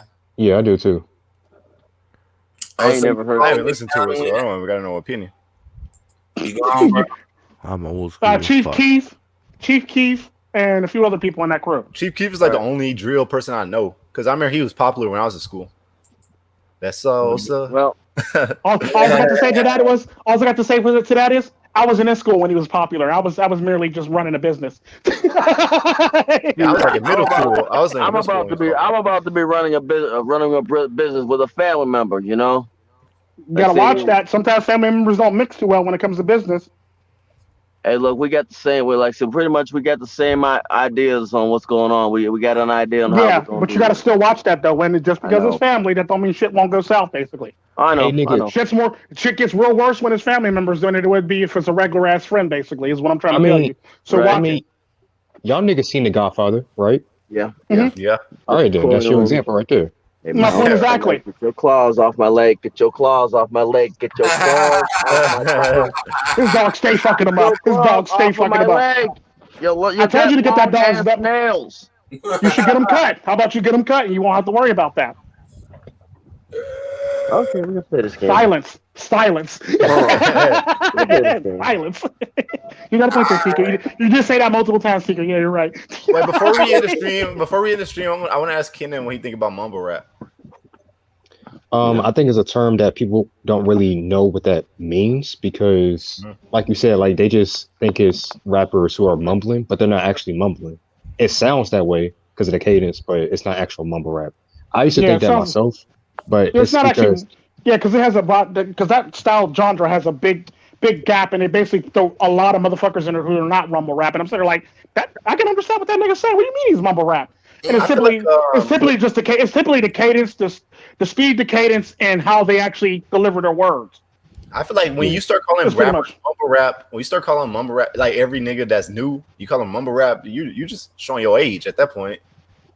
Well, no, that's basically what they refer. I'm basically saying it from an industry standard. Basically, that's typically what they refer to people based on a certain cadence, a certain speed. Oh yeah, well definitely, because I'll tell you in a heartbeat. There's a couple motherfuckers I listen to that I don't think is mumble rap, but shut the fuck up. Everybody calls them mumble rap.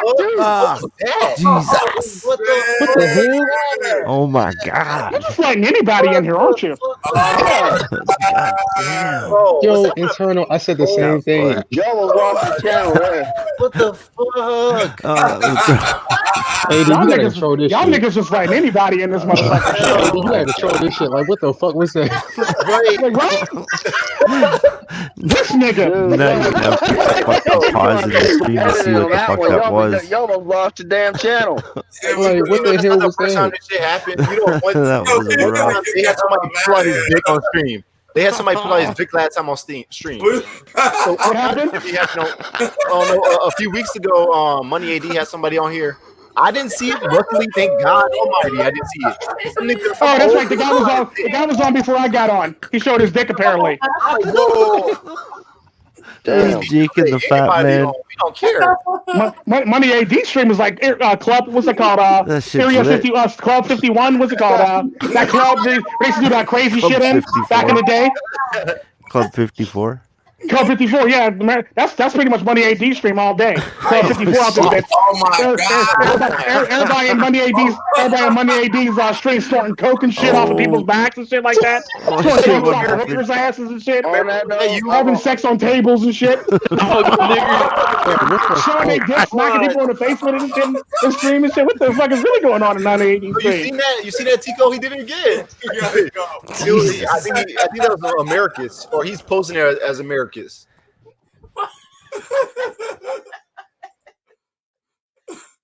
Okay, all right, Kenan, go first. Somebody on some bullshit. Okay, Kenan, go first, and we got to go, Kenan. Is that okay?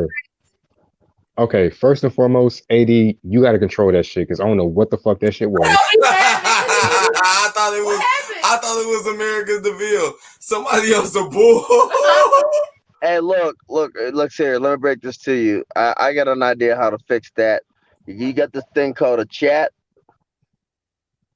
Look who it is, and ask the person if that's you on the stream. Like, if you got two chats, if you see in private chat, they say yes, and in comment chat, and in comments they say no. They didn't hit the link. Boot that motherfucker. We finna get out of here, y'all. I gotta probably delete this. Hey, Tico, hey, what the fuck? What's up? What's up, though? The thing is, Tico, I'm gonna start doing code words coming on your stream. You know, I'm gonna start doing code words because it's only a matter of time before somebody decides to impersonate me. Yeah. Trust me, I'll know what you're goofy ass. Trust me, I'll pretty much know what you're goofy ass because your ass start talking shit in the backstage like Yam and shit. Oh yeah. True. Oh shit! No, you ain't lying though. McTown to win. Next thing you know, just like how I thought it was you, I let you in. Oh, it's somebody else. You seen what just happened? I thought that was America DeVille. What? Y'all seen it? I did. Yeah. There wasn't no other shit. I really thought it was him. And look. America's DeVille would normally have an S on his chest. What did he do? Right. Yeah, America's DeVille usually has an S on show his face, basically. One thing I know for a fact, that was not him. That was not America's DeVille. For a fact. MoneyAD was like, he was not wearing a Kango. He was not wearing a Kango. Abort. I hurry up and booted that nasty ass shit, man. That nasty ass shit. I already know. That's an infection, right? That's a damn infection. Hell yeah. That's why I heard it. Like the motherfucker better get that shit checked out. I don't think this is gonna be up here. I'm just keeping it real. I'm gonna have to go back and look at that shit and what the fuck happened, but I don't think this video is gonna stay up. That shit was runny too. Yeah. It was. That shit was fucking. I already know who did it. Miss Blank nasty ass. I already know. But anyways, though.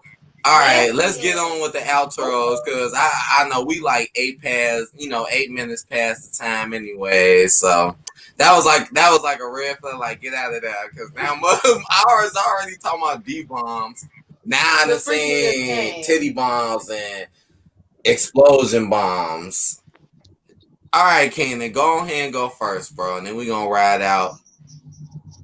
All right. So second thing, internal say this is my first time coming across you on this platform. I learned a lot from you, and I love your perspective, and I love how you go into detail and you're very intense with these subjects, and I love that about you. For the rest of y'all niggas on here, y'all some cool ass niggas, and I'm gonna see y'all later. 10-4. Much love, Kenan. Much love to you, bro. All right. Peace out. Peace. Hey, what's going on, Tico? You next. What's happening, bro? Are you sleeping? MoneyAD muted me. Thank you very much. He forgot to unmute my black ass. Oh, my bad. For Kenan, my channel was Tico Trend Red Pill. I typically roll with this name because it's typically one of the many names. It's typically one of the names I usually roll with, basically. Based on, I basically do videos based on how I feel that day, basically. So if I'm feeling like a sadist, I'll basically do a video based on how I feel that day. If I feel like Tico Trend Red Pill, I basically do Red Pill basically. So my channel's Tico Trend Red Pill if you want to check it out. Thanks for coming in. I thank you for that compliment, and I tried my best, my nigga. I tried my best because I typically look at both sides and I basically call them both out no matter what. You could be a man, you could be a woman, you could be a transgender. I don't care if you're an Apache helicopter. I'm going to call you out on it. Like you fired the Sparrow missiles, nigga. It's your fault. I don't give a damn if your pilot pressed the button. You fired him. It's like, no, but typically I just call it out like I see it basically. I call it down the middle, and that's how I always did it basically. And I play devil's advocate all the time. And that's all it really is. So if you want to check out my channel, it's Tico Trend Red Pill. Yeah. That's it. Yeah. Thanks for having me in the stream, MoneyAD. I appreciate it. At least I can get skipped over this time and get fourth for last. I'm still talking shit about that. I want you to be safe, brother. MoneyAD, and you and your family be safe, pimpin', and have a good trips and all good fortune for you, basically. All Adios. Right. Thank you, bro. And same to you, bro. Like real talk, same to you, and I appreciate you, bro. Thank you. Welcome. See y'all. All right. Okay, Hidden, you next, Hidden. You're next. Go ahead.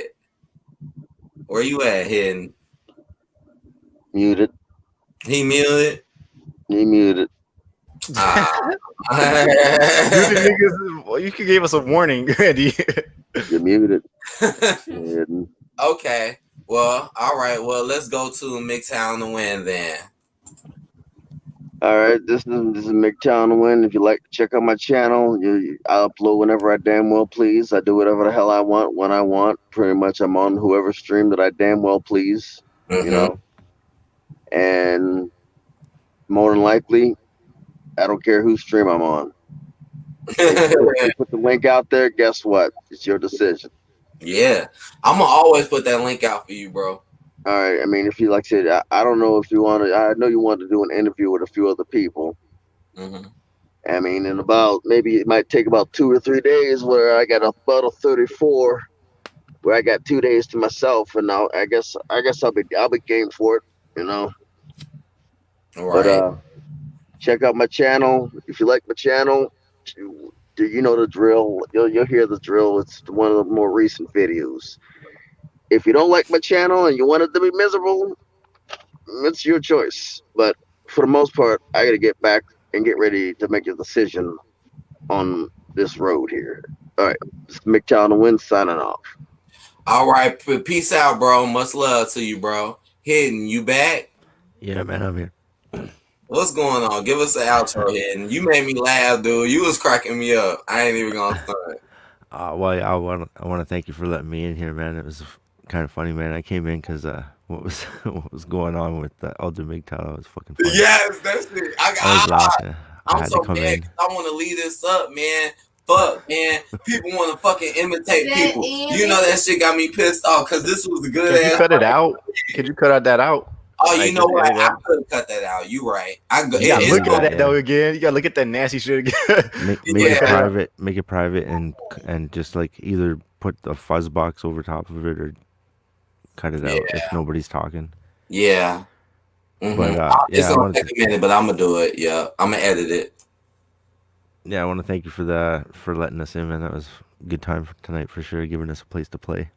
Hell yeah, much love to you, Hidden. And if you want to check me out, Hidden MGTOW channel, just the Hidden MGTOW. Okay. And yeah, I got weird shit on mine. A lot of weird stuff. Totally different vibe. Some of my stuff's giving people shit, but yeah, if you want to check it out, that's the one spot. And then I also have a second channel. I haven't put anything up yet, and that's the Mr. Effin MGTOW. Oh yeah, I'm into that MGTOW. one. That's when I came in with so Mr. Effin MGTOW. I'm too lazy to spell that shit right now, but you'll find it. And yeah, thanks for having me on. Okay. All right, Hidden. You know I'm gonna holler at you later, bro. Much love to you, my man. Thanks a lot, bud. All right. Lonely in the spot. First off, I want to say this nigga Americas is a bitch. You're over here talking shit about me. You like you said, lonely underscore like Quaker Oats. I don't know what it is about your stream that make these bitch niggas think they have the. I don't know why they think we're on equal playing fields because I'm clearly more superior than them. But I don't know what giving them the balls to think they can just come at me like the wrong way. I'm starting to think that's not him. I don't know, and I don't know because he look he's saying he's doing the bear in the crown thing, the stay MGTOW. You know that's his thing, stay MGTOW. Mm-hmm. You know he always say that shit, and he's not saying I think that's him. But yeah, I'm like, what the hell? Because I seen, and then it might have been another account too that did that, and then it came back as America's DeVille, and it was like, what the fuck? Yeah, all I'm saying is to y'all niggas, if y'all 40 years old watching fucking Mari, and I'm gonna make this about Oki, but yeah, if y'all niggas, if y'all in y'all situations, bro, I'm 23 and I got a lot of shit going for me. So y'all stay in y'all place. If worry about yourselves, y'all fucked up in life. Don't take it out on me because I'm a young nigga and I learned my shit. I learned about red flags. I ain't getting married. I ain't about to have no child support on me. So yeah, y'all be bitter. But yeah, that's all I want to say. Much 30. love. He said he 30. Oh, you got his attention. You got his attention. He said he 30. Well, he's still the only pussy he's rubbing is his cat. So it don't matter. So, but yeah, that's all I want to say. And much love to you, MoneyAD. I know we had our disagreements, but I still respect you. I still respect Oki to a certain extent, but he's still a bitch nigga, and Americans too. Another one. You know we gotta do another one. But yeah, much love to all of them niggas. I see some shade, bro. I see some shade though. But yeah, you know, I'm gonna let it slide because I am the far superior person. But yeah, I'm gonna end it there. Okay. So yeah, nice stream. It was fun, even though I missed what y'all was talking about at first. I came a little later, but yeah. All right. Well, okay, Lonely. We'll definitely talk to you later, man. I got to do some editing. Right. All right. Peace out. All right, bro. All right, y'all. I know you probably want to laugh on my picture if you still here at this time. I know you might want to laugh on my weirdo picture, but I guess I'm gonna end it. I would play music and stuff, but I felt like we did enough. I honestly do. That was kind of the most. It was good though. I enjoyed it. Much love to everybody, y'all. Again, I'll play music and do some other stuff, but right now I'm like, we gotta get up out of here. So I'm gonna talk to y'all later, okay? Well, Drea, you wanna say something real quick before we leave, Drea? Much love. You know I'm gonna come through and say the same. Much love to everybody who came through. You know, I was here. Y'all